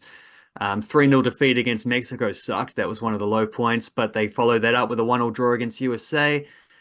Then more recently, like the last 5 games, 1-0 win against Ivory Coast, 2-1 loss against Ukraine, 1-0 loss against Australia, 3-1 loss against Australia, 1-0 loss against Poland. Like, they probably should have gotten at least a draw in one of those, like, Australia or Poland type games. Like, yeah, sure, they should have. They also played, like, I think the second game against Australia was a drop-off. I don't think that one was as good as those other ones, but pretty good performances in all the others.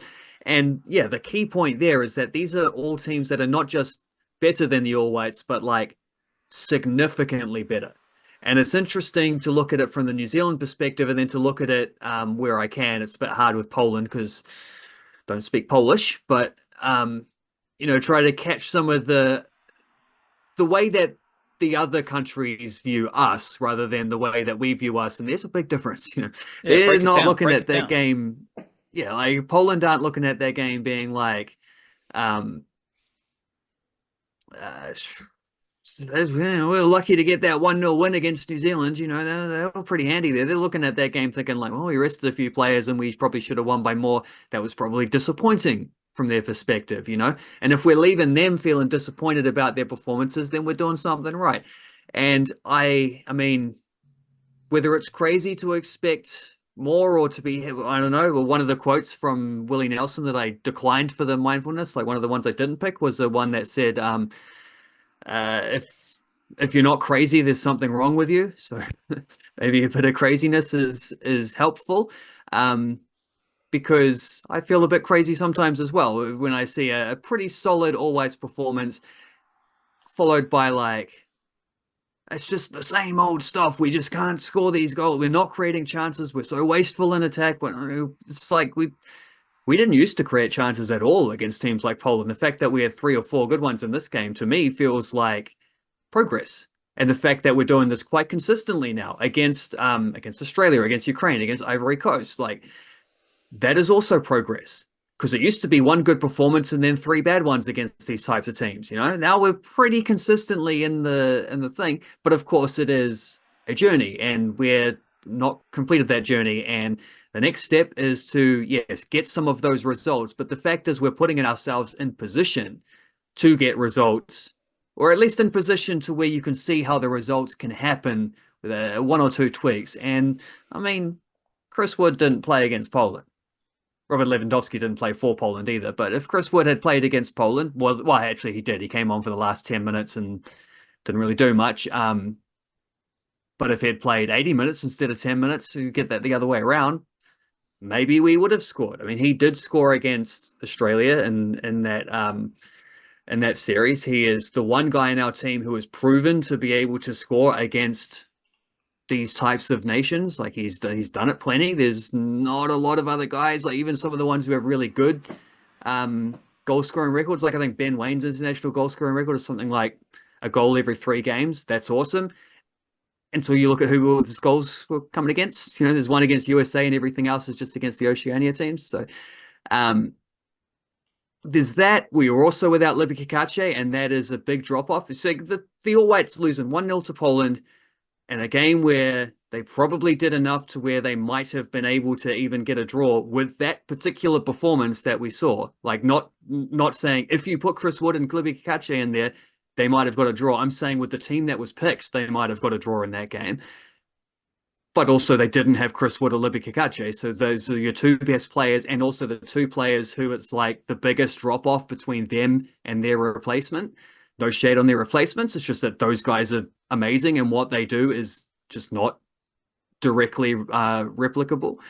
Um, I don't know. I come away from that feeling very positive about the All Whites and hopeful about how they might match up against Norway, who I think are probably a more informed team, but a slightly worse team maybe than Poland, particularly because Erling Haaland's not going to play, because obviously he couldn't score against our under 26 years ago, so he must have been scared off. He's decided after scoring a hattie against Israel, he doesn't want to, he's done his job for the international window and he's gone back home. So we won't be facing him, and I think if Chris Wood's hard to replace for New Zealand, I think Erling Haaland's probably just as hard to replace for Norway. But let's they like even it out. Okay, like so Chris Wood might play against Norway, but Chris Wood, like respectfully, aside from a really good Premier League season, he's not in the same class as Erling Haaland or Robert Lewandowski. Like, yes, we can say big up Aotearoa, Chris Wood, fuck Lewandowski, Woodsman's our guy, all that stuff. He's not getting Ballon d'Or votes, no. Yes, and Lewandowski has done that for a long, long time, playing for the biggest clubs in the world. So, like, if we have the All Whites without Chris Wood losing 1-0 to Poland without Lewandowski, and we've got Tim Payne and Francis de Vries as the two wide defenders, I think we're doing all right. Like, those are two A-League players who held their own against Poland. I imagine it'll be the same combination against Norway. Tim Payne right back, Francis de Vries left back. Yes, you might have Chris Wood, but who cares about Chris Wood? Who cares about Erling Haaland? Who cares about Lewandowski? These are three international football teams, two ops, as we say, of the All Whites. That's just like, take out the individuals that everyone knows about, and we just focus in on like three teams playing games of football against each other. It's a really interesting matchup coming up against Norway Wednesday morning. And if you're the All Whites, you're probably feeling good after that result against Poland. You're probably feeling a little bit confident, like a little bit more confident about who you are and what you're doing, what you're building, because you put in a good shift against Poland, and all of those players, except for Payne and de Vries, are playing in Europe or MLS. Yeah, they're all overseas players, except also Lucas Kelleher did come off the bench, so he was added late to the squad, so he's the third A-League player. But yeah, that was one of the talking points of the squad, was that they didn't pick the A-League players because it's starting in a couple of days, and they didn't want to jeopardize guys who were only going to sit on the bench for the All Whites. The guys who were going to start, Payne and de Vries, they go anyway, and then Kelleher was added because he was already halfway there, and he was in Chile for the Under-20 World Cup, so he hasn't been back. He's just gone straight from there to All Whites camp. But so, just like based on what you've said, against Norway, take out obviously the performance is very important, but if we take out the performance and we say, if the All Whites lose by 3 goals against Norway, that's disappointing. That sucks, right? If they lose by 2 goals and they try hard, well, shout out to trying hard. But if they lose by 2 goals, yeah, that's a bummer.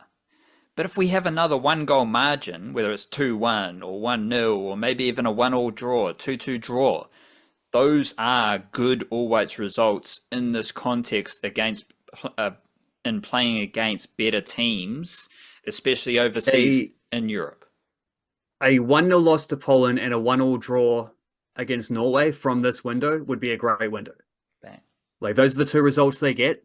They've had a very, very good window. What's if it's 1-0 again? I would rather it be 2-1 than 1-0, because their big weakness is that, can you score goals against these kinds of teams? And I think that's probably where a lot of the negativity does come from, is that it's like and it's not, it's not an overwhelmingly negative. I think a lot of people are seeing these as being like, yeah, all right, it's still all right. Poland are a very good team. They qualify for World Cups all the time. It's fair enough. But I think those reactions that have been more on the we should be doing better angle stem from that thing of like, seeing this type of performance so many times before. And I mean, what I would say to that is like, yeah, okay, I get that. I get the thing of you see the same evidence over and over and over, you just assume they're not getting better. But I would say the consistency of this type of performance against these types of teams is getting a lot better. We don't have the blowout losses very often. That is a massive improvement on where we've been in the past. Like that is getting better just because it's the same ceiling that they're banging their heads against. At least they're banging their head against that ceiling every time now, rather than, or 9 times out of 10, rather than maybe 3 times out of 10, as it could have been in a different era. So I would like to see them score a goal against Norway, but we'll see. Yeah, well, we'll see. It's another solid performance, and I also feel like they've added a few things in the last couple of windows. Like Ryan Thomas coming back in has been a big deal. I think he's been the best player in two of the 3 games that he's played so far. First game against Oz, and then this game against Poland. I thought he was our best as well. The amount of times he just like saw where the clearance was going, swooped on it before a Poland player just to keep possession and attack for the All Whites. That was great. And I'll tell you who looked really good off the bench too in a small cameo, but Owen Parker-Price. Like he came on for Ryan Thomas and was doing those same Ryan Thomas things, but at a point where it's like last 15 minutes, you're 1-0 down, so you need to be a bit more risky. One of the things this coach said in those quotes that I was using, and was Flying Kiwis last week, I think quoted one of them on the podcast about the coach being like the coach who's lost faith in Swedish football because no one else found and that stuff. Well, one of the other things he said in that was how like just talking up Owen Parker-Price, the player, and how he just makes mature, correct decisions all the time. And he's actually quite a small guy, like slight as well as short, which is probably something that's been held against him. But like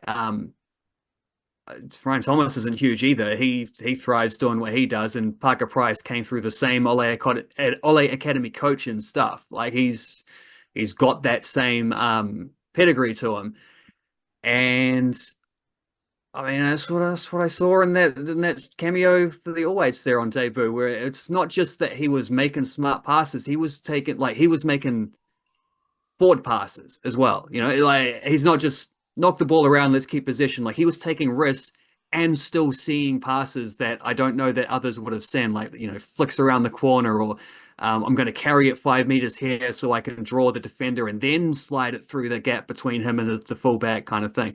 There's a couple of instances like that where it's like the way he not just retained possession in the attacking third, but really tried to do something with it and successfully, or at least in a way where you can see how it's going to be successful. That got me sitting on the edge of my chair. They got me thinking this guy isn't just here because others have others are unavailable. We're not picking the A-League players for this All White squad. Therefore, OPP, here's your chance, kind of thing. You can have a window. I actually think this is a guy who could just become a regular selection for the All Whites now. Backing on to what he's done since he signed with Örgryte in Sweden. So especially if he gets them, he and all of his teammates get them promoted to the top flight in Sweden. I think that really, because that's how Francis de Vries got into the All Whites in the first place, was when his team got promoted to the top flight in Sweden. So there's a precedent, and OPP can do the same thing. I'll be interested to see how much Andre de Jong we see as well, because I think there's something there about, like, I don't know, if there's fatigue about seeing the All Whites have a lot of close defeats against better teams, well, I'm less, I don't know, I have a parallel feeling about Ben Waine watching him for the All Whites, where it's like because I've not just watched him for the All Whites, I've watched a lot of his Port Vale games this season, and it's like I love your work rate. I love how much hustle you bring. I think you've bulked up and really improved your hold-up stuff. I kind of see the same thing from every single game, which is like hard work and no end product. And he looks like there was a bit of confidence lacking there. He really wanted a goal. He was shooting in times where he probably should have passed. Again, you sort of get a license there when you're playing as the sole number 9 to do that. But it was like, I don't think you're seeing all of the pitch around you. I feel like you're playing with a little bit of a chip on your shoulder, which would make sense because he's not in a particularly, he's just not in a good club situation at the moment. I think he was lucky to be selected for the squad. And I think if Andre De Jong does something in the second game, because he didn't in the first game, he had a short cameo and he didn't do what OPP did by coming on and making smart decisions. He actually looked like he was off the pace and maybe didn't quite have the combinations, but he hasn't played an international for 3 years. So I'm not surprised by that. I think he should have been given longer in order to settle in. But he's a very different type of player. And him as a number 9 backup to Chris Wood would be different than Wayne or Costa Barbarouses, who's similar. Like those guys just want to run in behind. De Jong wants to drop in.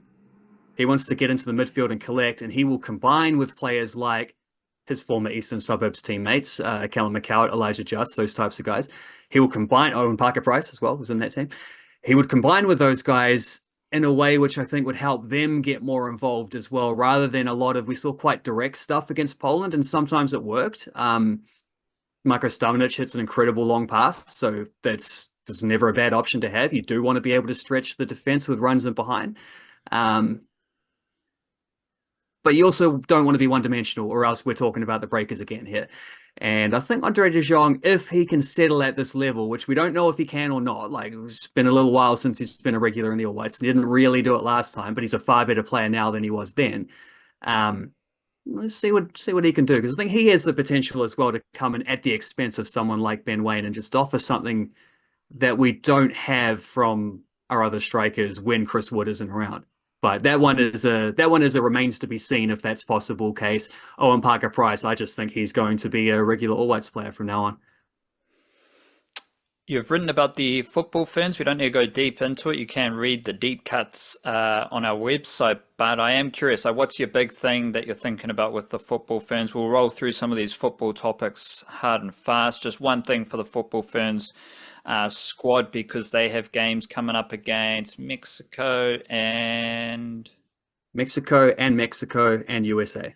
Ooh, 3 games in 7 days, which is rare. You don't often see the 3-game window. That's some tough stuff, and there'll be plenty of rotation, which means a lot of players will get opportunities across these games, and that means we'll see a lot of players, I suspect, in a few different positions. And one thing I'm quite curious about is how the how the wing backs work. Is CJ Bott going to be seen as a right-sided centre back, or as a genuine wing back?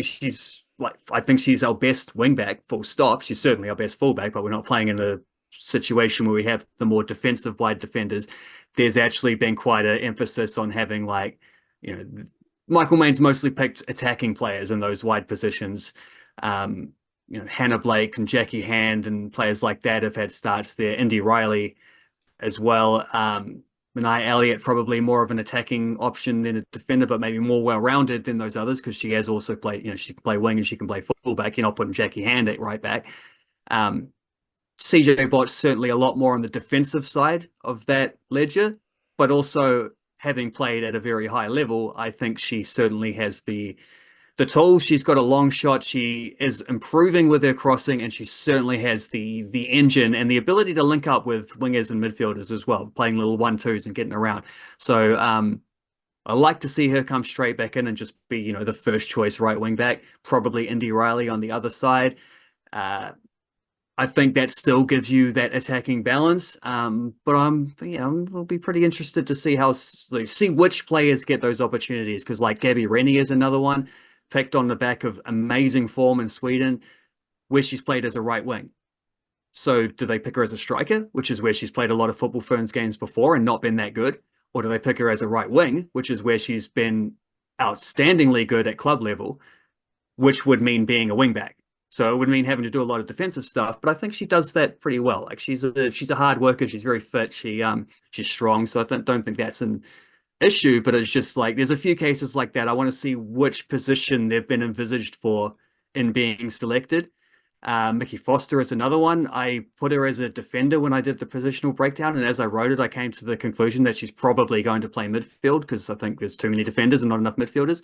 But then just the other player I'll mention is Grace Wisniewski, who only has 3 caps. 2 of them were against USA in that series where they came here before the World Cup, and it was out of a window, and didn't have our best squad, which was crazy. I was looking at that squad, the players who played in that game, hardly any of them are still on the Football Ferns team. It was interesting. But Grace Wisniewski did debut in that series. I think Devin Jackson did actually as well, and she's back in. She's another one who's in that. Has she been picked as a wingback or has she been picked as a striker situation? I think probably in her case as a striker, maybe as a number 10. But Wisniewski has had a weird time of it since she left the Wellington Phoenix. You remember she left the Wellington Phoenix with an ACL injury. She was still recovering from it. She signed in America. She goes to play in one of those, like, not the NWSL, but the level below that, the brand new Super League. And she barely played. Like, they barely picked her, a few games off the bench, a few months into the season before that started happening. A little bit of a run towards the end. Made like sort of 4 or 5 or 6 starts in a row at the very end of the season as her team was heading towards a wooden spoon.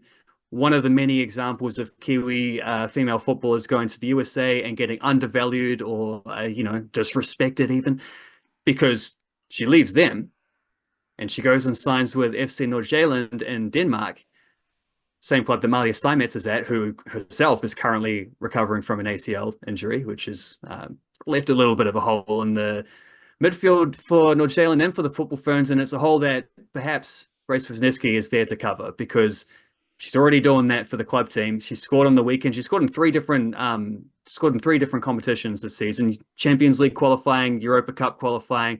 Now she's scored in the Danish A-Liga.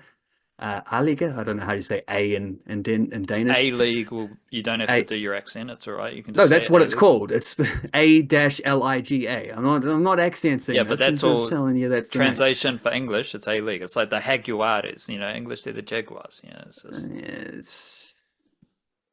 Jaguares strays into pretension. I get that.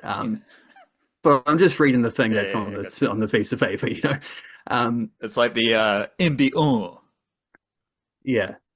It's just NBA. Yeah, it is like that. Or I always enjoy the English people who talk about the La Liga, which is like the Liga, Yeah.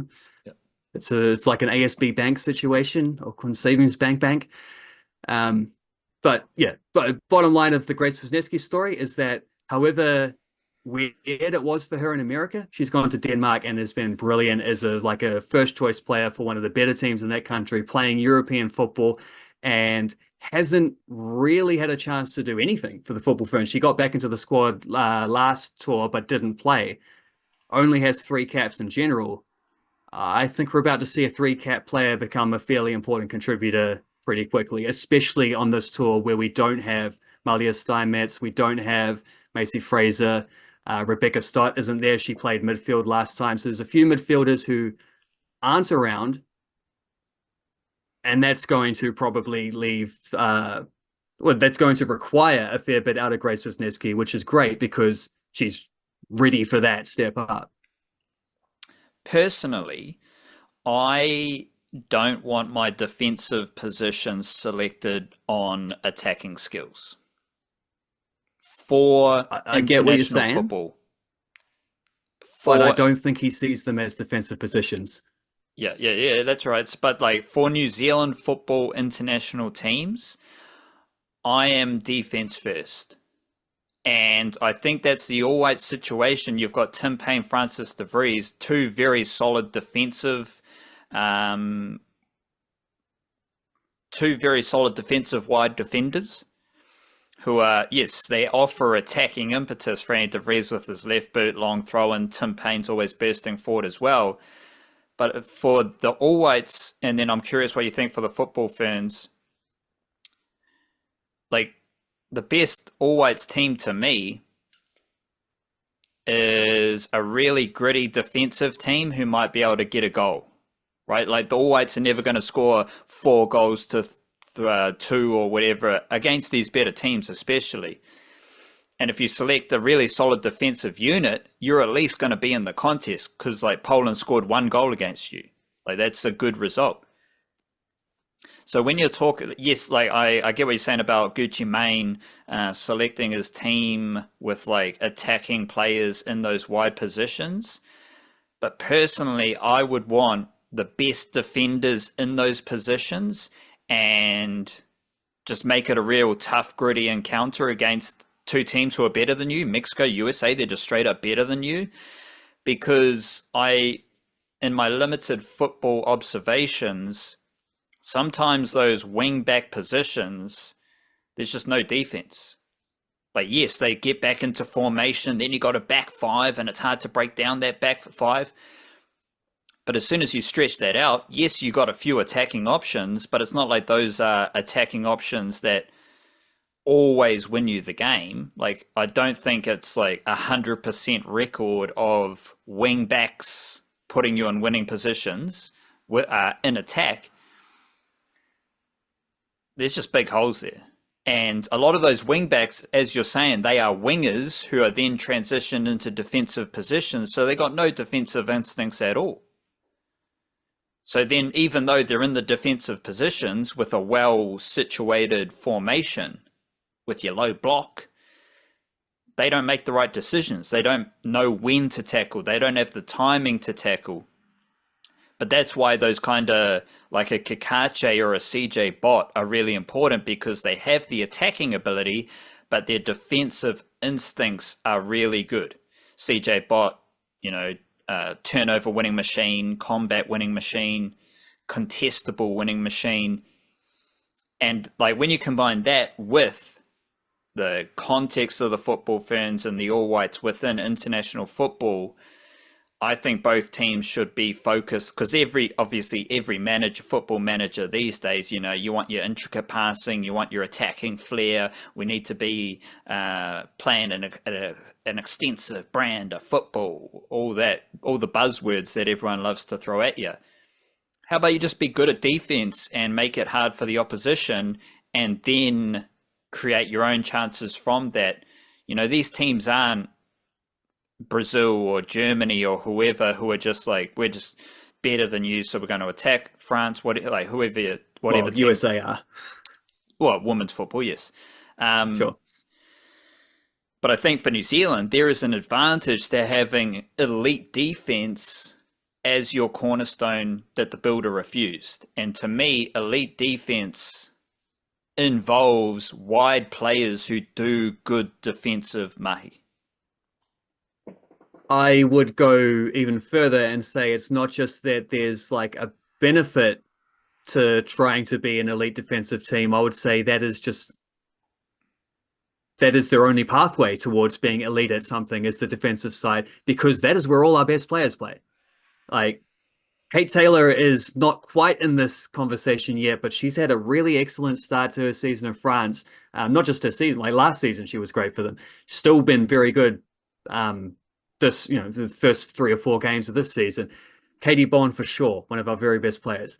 CJ Bott, for sure, one of our very best players. Rebecca Stott, over the last decade, has been one of our very best players. If you're looking at the A-League thing, it's Stott, and it might be Claudia Bunge next, as most certainly in terms of the winningest players at that level. Again, another centre back. Like, this is where the strength of the team is, because those are where our best players play. So you have to put your best players in the best position to start with, and then you build a team around that. That's where you find your identity from. And I have felt in the past that there has been a bit of a, in trying to be better, because the Ferns have been that team before. The All Whites have been that team before. That's what the All Whites were at the 2010 World Cup, is just defensive maestros who would try to sneak a goal on the counter-attack or from set pieces, The Ferns have been that team as well before, and I feel like the Ferns, especially in trying to be like, we're so good defensively, but we're not good enough on attack. So in trying to fix that, they've given up some of their defensive sort of foundations in order to just move some of those into the attack. You only got 11 players full stop, so it's anything you add one place, you have to take away from somewhere else, right? And I feel like they've done that too much. And I feel like when they've been at their best in the last few years, it's when they've lent back into that. I mean, that basically was the game plan in beating Norway at the World Cup. And I think it's the way they can beat Mexico as well, is you can't be in a 3-2 shootout. It has to be a 1-0 to us or 2-1 kind of 1-all situation. And that is also, why I think CJ Bott has to be one of the wing backs, not just a centre back, but a wing back, someone it's such a crucial position if you're only playing one wide player in each of those. There are other ways to work that around. But yeah, you want your best players in the most impactful positions, and the way that they've played under Main, those are the wing backs, and CJ Bott's got to be there as much as possible because she is someone who can play in both directions. And it's also why I haven't loved the Hannah Blake, Jackie Hand type examples of them playing wing back. I think there are times you chuck one of them on last 10 minutes. Jackie Hand has played wing back. What? She started one of the games. More often she plays as a striker, but she has been used as a winger in that kind of way. So yeah, that's what I mean. Like she's an excellent player, but she's an excellent attacking player. She's not going to do the defensive work. That's what I was saying before. I think Gabby Rennie has that potential. Indy Riley is someone who's been converted a little bit into that, but really hasn't been able to get into the team as a fullback / wingback for Crystal Palace this season, which is a concern. But CJ Bott has done that in the WSL for Leicester City, at a higher level than anyone else in this team, except maybe Katie Bowen at Inter Milan has been playing. So I think that's what you got to build your team around. Now that she's back in the team, now that Bowen as well is back in the team, those are your cornerstones that the builder did refuse for the last couple of tours, but has now unrefused. And that is Kiwi identity. That's the Kiwi sporting identity that any Kiwi footballer can buy into. Like if you just work harder than the other team in international football, you're defensively organized, you're going to be in the chance of a positive result just because most of the other team might not care. Like some of these teams, they might just not have the same effort, but it's also, why aren't the All Whites scoring more goals? Well, who's the sizzling hot goal scorer they will select to score goals? Callum McCallum, that's it. Exactly. Okay, so the Football Ferns need to play more attacking, razzle-dazzle, flary football to score goals. Well, who's the informed, dominant goal scorer for the Football Ferns? The goal scorer, note that I'm leaving out the informed, dominant aspect. The goal scorer is probably Millie Clegg, who has scored one club goal in like 2 years. Exactly. So one club goal since she left the Wellington Phoenix. New Zealand has a lot of really solid, strong defensive footballers, men and women. We've talked about this ad nauseum.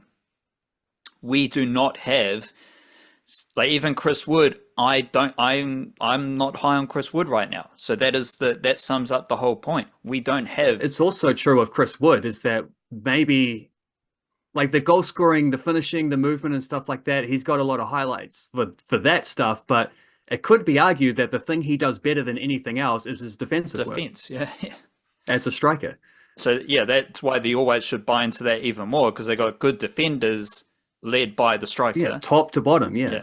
But there's no New Zealand footballer, man or woman, who is a certified goal scorer right now.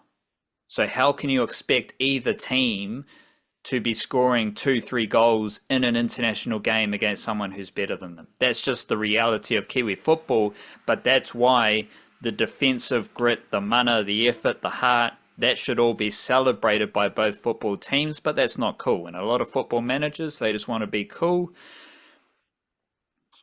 You mentioned Lucas Kelly-Hield playing for the All Whites.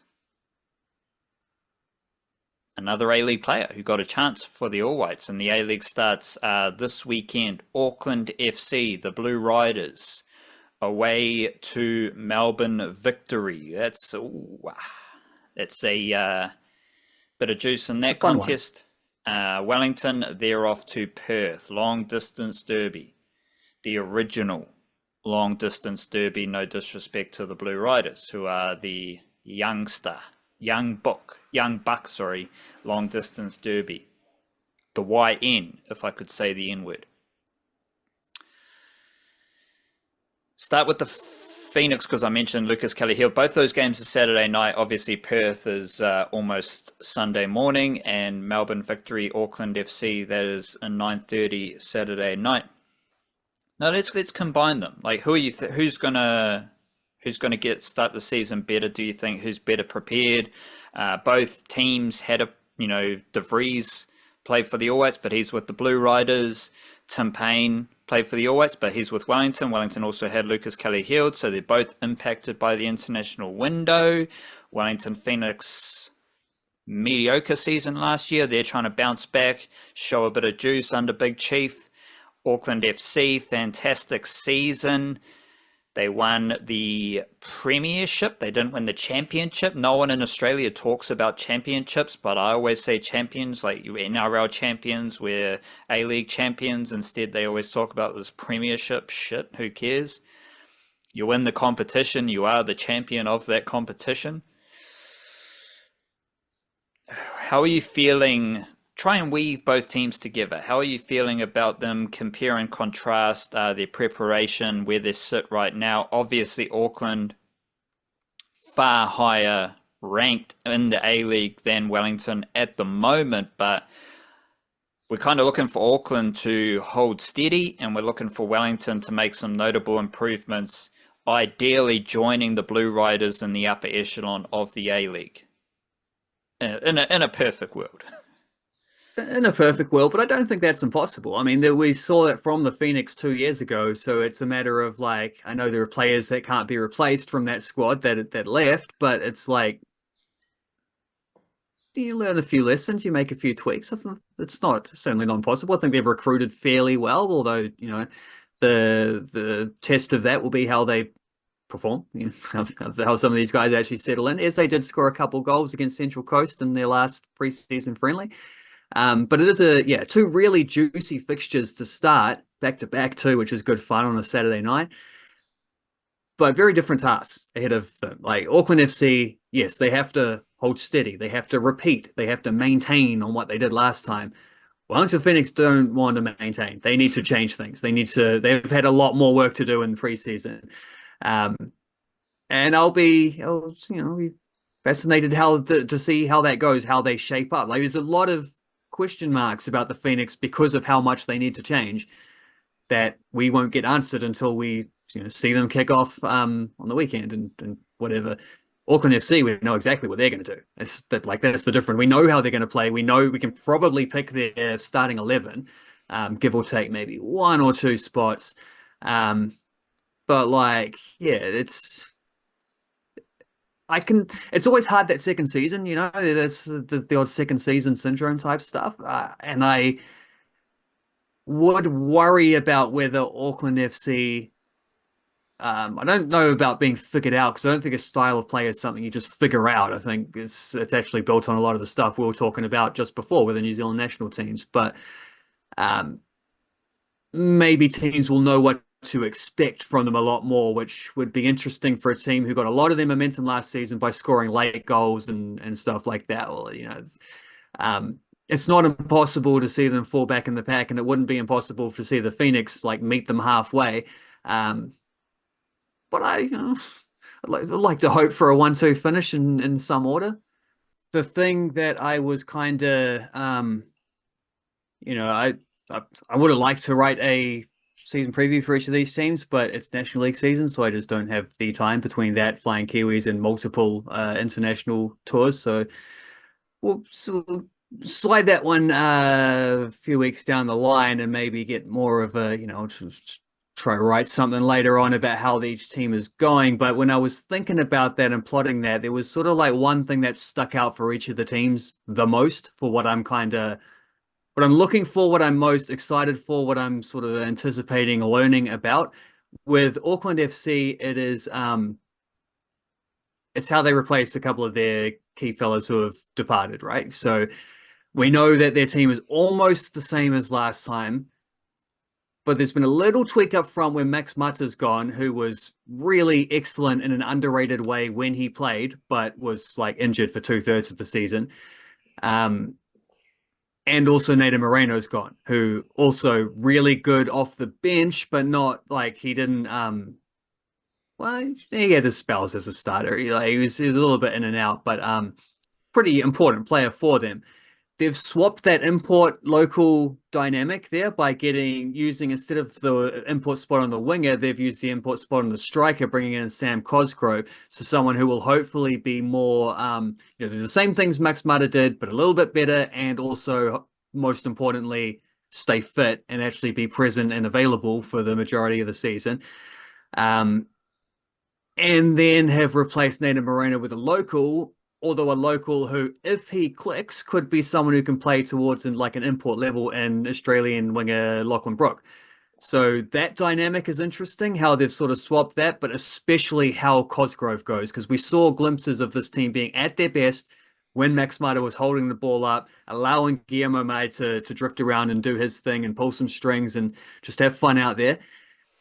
Mata doing a lot of that hard work as the hold up man, as the target guy up top. Well, Sam Cosgrove is there to do that exact stuff. So can he do that? That's the first thing. That's one area where it feels like they can improve that element of their game with what they've done in the offseason. The other one is at the opposite end of the pitch where Michael Veld has taken over for Alex Paulson. This is not going to be an improvement. I like Michael Veld as a goalkeeper. I think he's very good. He's not as good as Alex Paulson. We know how good Alex Paulson was, and that high watermark is best goalkeeper in the league for the last 2 years with two different teams. So don't think we can expect that from Michael Veld. But how much of a gap is that going to be? How close can he get to Alex Paulson's performances for a guy who, has not played a lot of consistent number one goalkeeper minutes in his career? Like he's been a backup for most of the clubs he's been at. The exception being when he was at not Willem Svea, it was when he was with Almere City in the second tier in Netherlands. He had a nice little window there. He hasn't really had that again up until now where he's going to get it. But he does have competition because if he doesn't close that gap or keep that gap relatively close as possible to keep this team winning games, they have signed Ali Sale as a probably overqualified backup. Yeah, probably. Maybe underqualified starter, overqualified backup. I'm not sure. He's kind of in that situation, but I'm pretty sure Ollie Sell wants to be starting games for Auckland FC. So Michael Veld does have pressure on him to do what he's got to do. That's what I'm thinking about from the Auckland FC perspective. For the Phoenix perspective, I'm thinking a lot about like much of the previous stuff is about like how can they fix what went wrong last season? How can we get rid of the problems of that team and mold a better, more successful team this season? But there's an element of that where I'm like, let's not throw everything away because there were some very good academy players who got opportunities last season for the Wellington Phoenix, and that is the thing that I'm thinking about the most. There's a lot of things I'm thinking about with the Phoenix, but one thing that is standing out above all others, particularly in light of like all the other football angles that I cover, this is obviously going to be something that sticks with me. But like, how do those guys go in year two? What does Luke Brooks-Smith in year two look like? What does Nathan Walker in year two look like? Xuan Lo he didn't play A-League last season, but he was around the first team, so I think we can sort of call this his year two as well. Matt Sheridan, it's year three, but I think that's why for him it's a different story. It's not like can you establish yourself without this being like you're getting minutes because you're a promising youngster, or are you demanding those minutes kind of thing? That's what I'm hoping to see from Brooks Smith, Walker, Lope, those types of players. With Sheridan, it's a step above that. It's like you kind of played starters minutes last season. Can you keep playing starter minutes this season for a team that will hopefully be a lot better, like that will be more demanding, higher level of benchmark performances and whatever? Can you keep that going? And it's maybe a little bit of icing on the cake or whatever. I think part of the things with Sheridan is just like it's not that he has to pick a position, it's that it would be nice if a position was picked for him which he could settle into. And I wonder if being like one of the outside centre backs is going to be that one. Probably the right-sided centre back might be the spot to aim for. And I would, I'd chuck Albie Kelly-Hield in here as well. I think Lucas Kelly-Hield more established. We sort of know he's going to play some left centre back. He might play some left wing back as well. Albie Kelly-Hield, the twin brother, did have a little spot playing like he did, he unseated Josh Oluwayemi for a little while there as goalkeeper last season until he got injured. He's been out pretty much since then. He's only just come back now.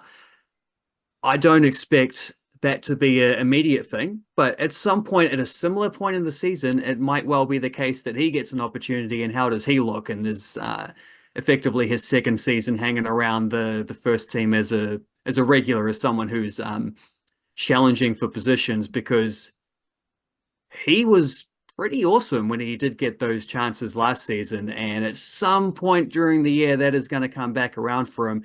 And he's up against an import goalkeeper, but there were times last season where he outperformed Joshua Alofiana. So can he do that again? As an interesting one. And then of course, like, there is who's going to be the next wave.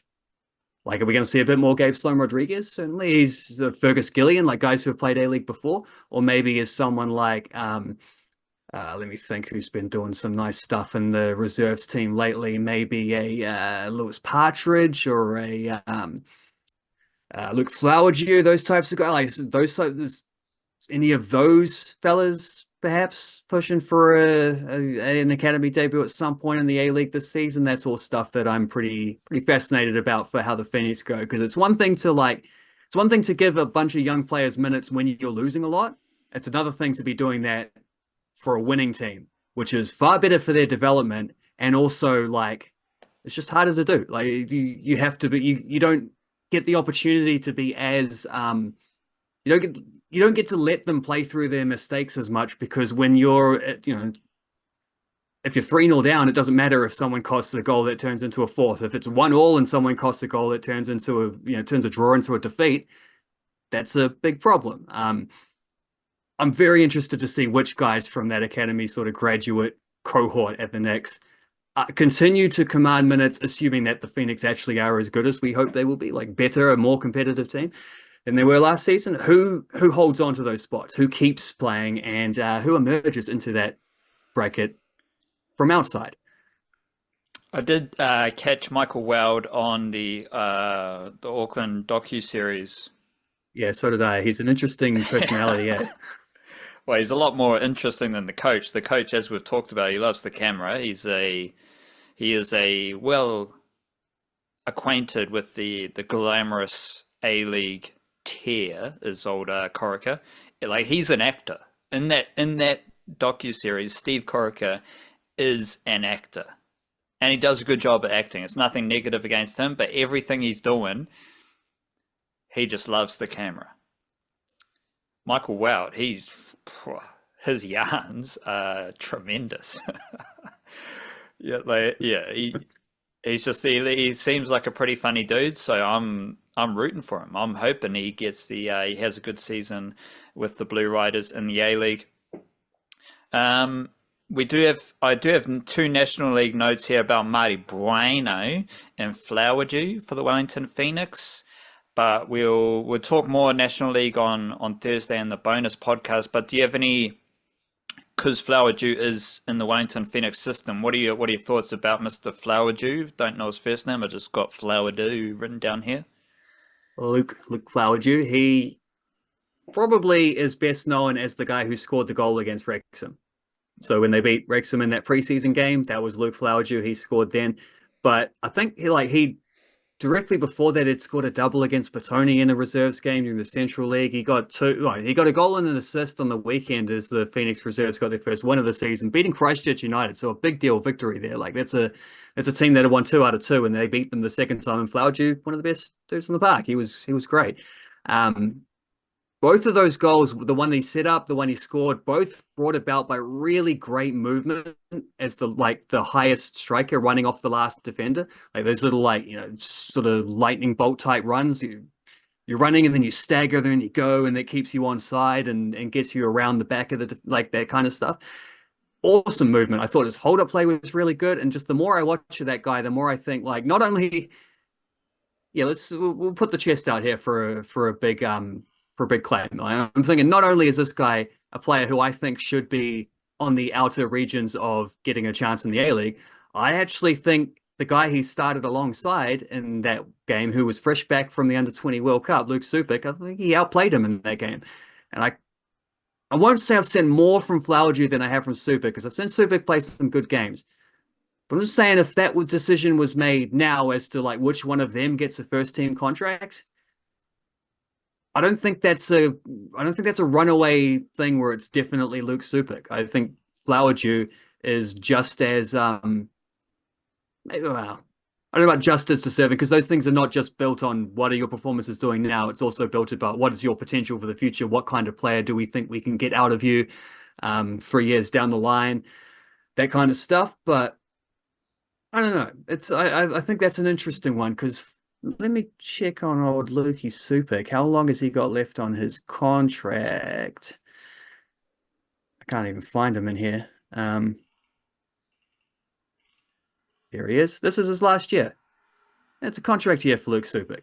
And the other guy he was starting with, the other striker, like the next best striker in the reserves team, kind of outperformed him on the weekend. And I didn't actually mention, I'm thinking now, I didn't actually mention Luke Supik when I was running through players who might be taking a next step this season. I guess he is someone who is really only played in little spurts for the Phoenix and in the A-League. He's, 10 minutes here, 5 minutes there type stuff. But he's obviously going to have to show something more, and if he wants to get a second professional contract, that's kind of that's the hard. It's hard enough to get that first contract, but getting that second contract is very difficult.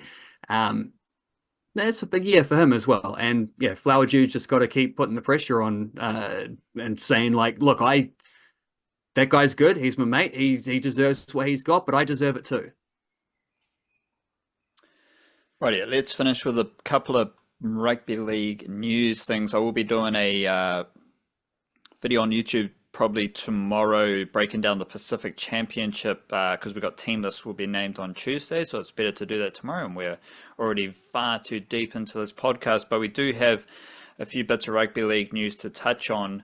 The Warriors, obviously over the last week and a bit, they've signed Gale Broughton, Melehofunga and Aneta Nu'uasala from the Broncos championship team, which is about as good as it gets for 3 signings. So all of those players are top 17 talents. They'll go straight into the top team for the next season.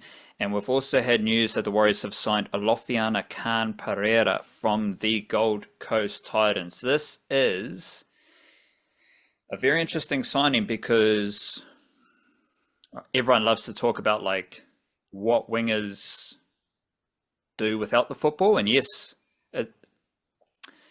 like the wingers defense is like Chris Wood defense, striker defense. It's very useful, but your main job is what you do with the footy.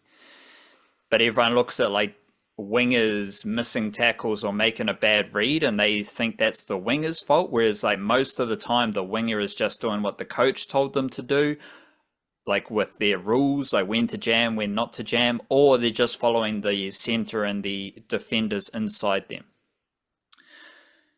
The main job of a winger, to me, is to be good at running. To make the most of limited space that you have, really good instincts and just like skill on the wing. And I'm talking around the fact that wingers, having a fast winger is actually quite useful. And the Warriors have not had. Hold on, is Khan-Pereira fast? He's the really, Warriors really signed a fast winger. He's really, really fast. But you'll see like a lot of people, they'll be talking like defense and stuff like this. For the Warriors right now, they just need someone fast because Roger Tuivasa-Sheck isn't very fast for a winger. Dallin Watene-Zelezniak's not very fast for a winger. Edward Kossi wasn't very fast for a winger. The Warriors, we talked like 2024, the Warriors were slow. In patches 2025, the Warriors had a few fast players for their position. Luke Metcalf is fast for a halfback. Aaron Clark is fast for a middle forward. Who's the other one? Taintu Aupiki has zip as a fullback. So if you've got those 3 in your team, the team was much faster than 2024. Now they've also added a winger whose best attribute is being one of the fastest players in the NRL. So whether you think Khan-Pereira sucks, whether he's good or not, there is a clear trend there that the Warriors are signing faster players. Because they signed Aaron Clark to join them for the 2024 season. Now they've signed a faster winger, the fastest winger. He's probably the fastest player at the club already. So that is the basis. That's just how I'm viewing that signing. The Warriors needed speed, so they signed speed. Cool. That's just a good move. And if you're, and they've done it each season. They've added a faster forward. They've added a faster winger. So that is very useful for the Warriors. But Khan-Pereira, like any other player that you're seeing linked to the Warriors, they have to earn their game time. And this brings into another one, because there's this chap Inch who is there's a lot of headlines about him in the New Zealand media. Why? Because he comes from rugby union, right? So if you come from a good rugby union system in New Zealand and you move into the Warriors, there's always going to be headlines about you. But whether it's him or any other Warriors signing, like, you got to earn your opportunities. So Khan-Pereira, like, yes, he's fast. Yes, he offers speed to the NRL group, but unless they shuffle Tuivasa Sheck or Dylan Watene-Zelezniak out of the organisation, Khan-Pereira will be starting the season in the New South Wales Cup as he should be, and then you earn your promotion from there.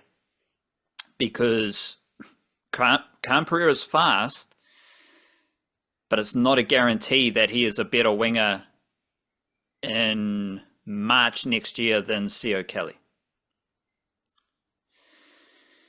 So whatever you're thinking about Inch, he will have to earn everything that goes his way. So he will need to earn his way into a New South Wales Cup position. He might even start the season with jersey flag.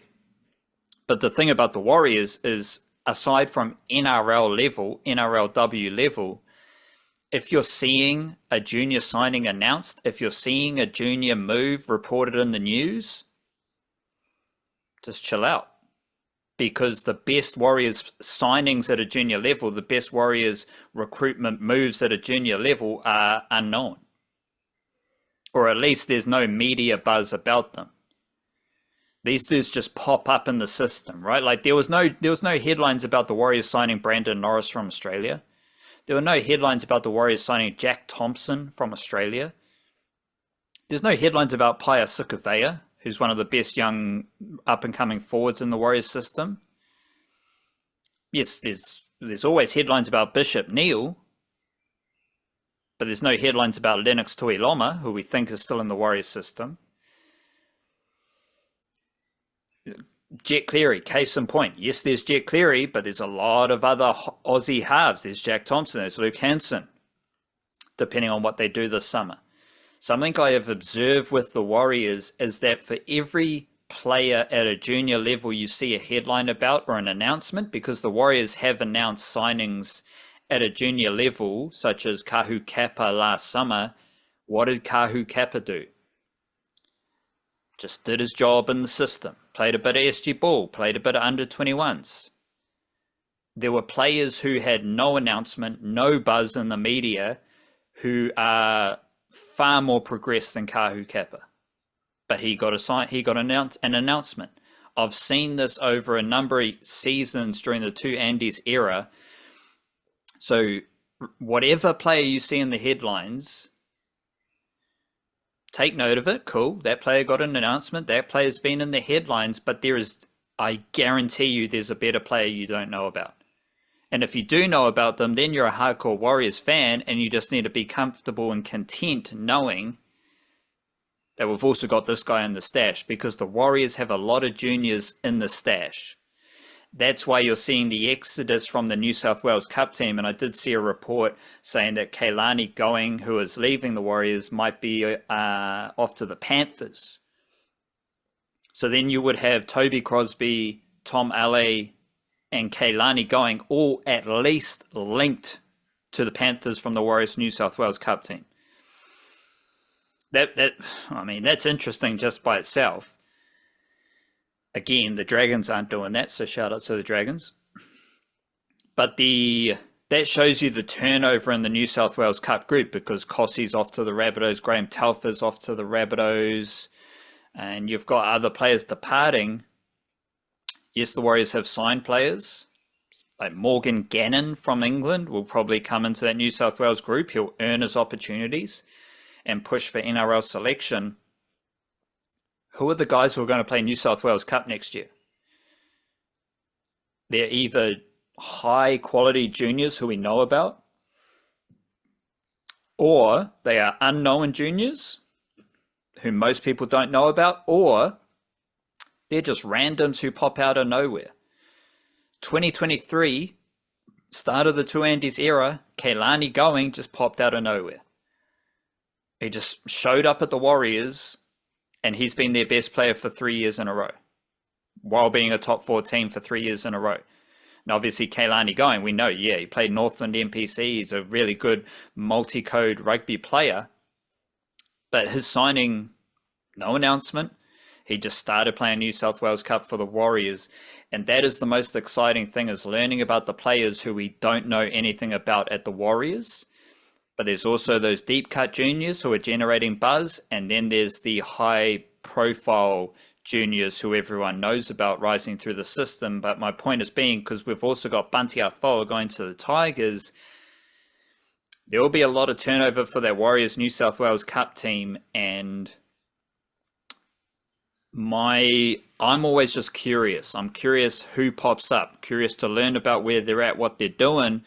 And there are definitely be players that we have no idea about who will play in that New South Wales Cup team.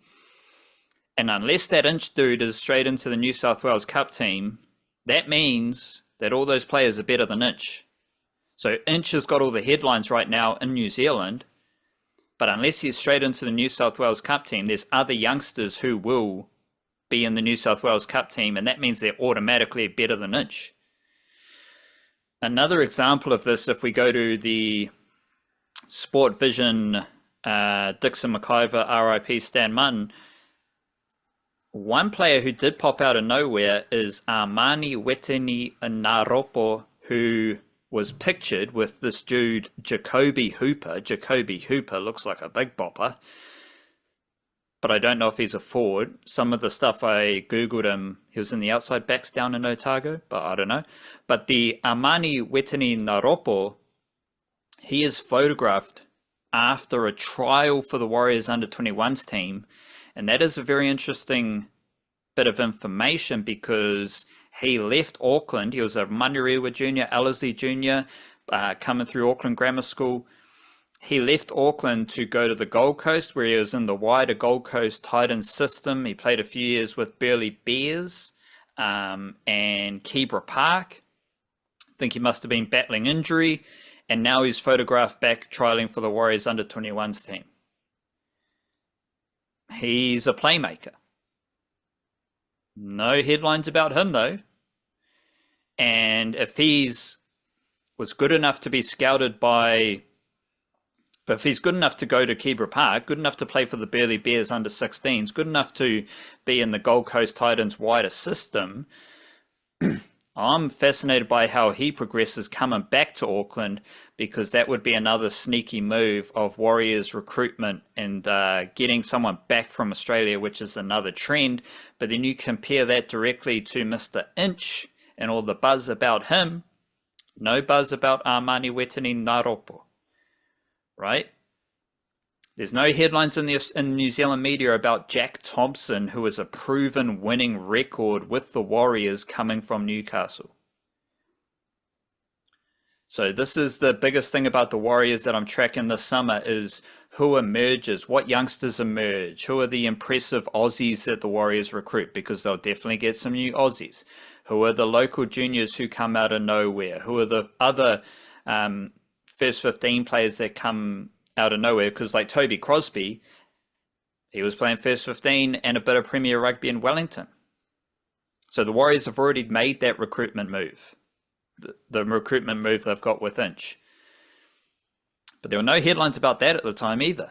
And then suddenly Toby Crosby starts to dominate.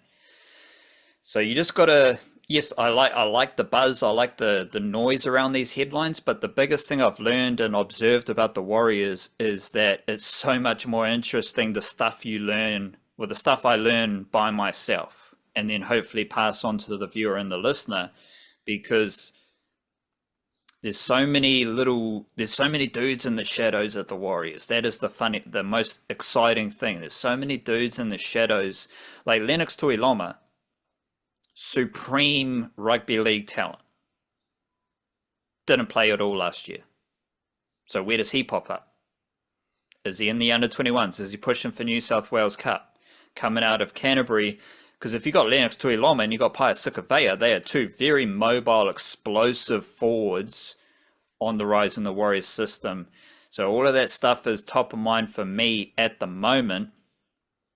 And I'm always, all these agent pages, you can just follow yourself.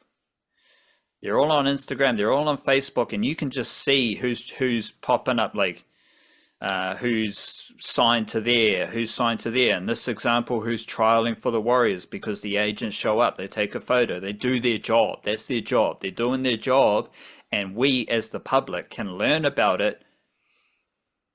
And that gives you an advantage over everyone else because everyone else is just looking for the headlines. And the headlines, as we've talked about, they're very specific and weird.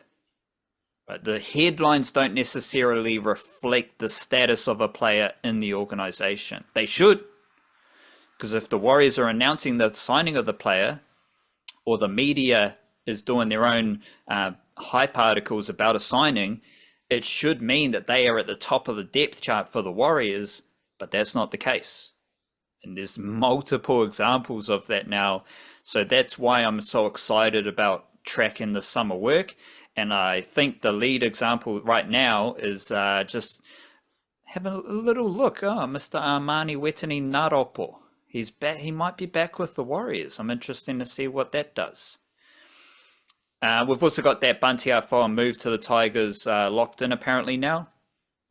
And good move for him. The Tigers don't have a huge Kiwi NRL presence, like Stafford Toa is the only other dude, but Stafford Toa and Bunty Afoa both went through St. Paul's College, so there's a cool connection there. And it's just an interesting situation because there was a reason why Bunty Afoa didn't play NRL. I don't necessarily know what the reason is, but I'm not the coach of the Warriors. It must have been something. Yeah, Andrew Webster's the coach for the Warriors, and he consistently didn't select Bunty Afoa. So, I mean, Bunty Afoa is fan favorite. No, like, I don't want to disparage anything about Bunty Afoa, and I do hope he climbs into the Tigers' top squad, but like, all the stuff you're seeing about Bunty Afoa, fan favorite, all this stuff, it's cool, but ultimately he wasn't playing NRL. And he wasn't playing NRL for the Warriors for a reason. He was overtaken by younger forwards for a reason. And now he's off to the Tigers, and it's up to Bunty Afoa to show that he is an NRL forward. And I think for that Tigers forward pack, they might just need a straight north-south runner. And that's what a Bunty Afoa does best. So I can see Bunty Afoa getting more NRL game time, but that's something that we have to observe and learn about because there are complaints against Andrew Webster's selections, but ultimately, generally in the bigger picture, Dimitri Vaimonga was better than Bunty Afoa. I think the speed and agility of Tanastawa Smith is better suited to the NRL right now. And the players like Wedadzine Mai'u finished, he left the Warriors let him go. They probably shuffled him out. Did he kick on to NRL footy this year with the Bulldogs? No. So a lot of these moves, especially in the forward pack, in hindsight, they have been good moves made by the Warriors, and we'll see how that pans out because you got Bunty Afoa, Kailani going, Toby Crosby, and Tom Ale all leaving. All of them didn't get much opportunity at the NRL level for the Warriors, and maybe we will see why that was the case. One last thing, we had Antonio Verhoeven from Greymouth playing in the Australian Schoolboys Rugby League team against Papua New Guinea. And I think David Bryenton was also in that team. Just double check. Because David Bryenton came out of nowhere to dominate with Kebra Park, and he is actually from Auckland. He's an Ellerslie junior who went to Sacred Heart College before going over to Kebra Park.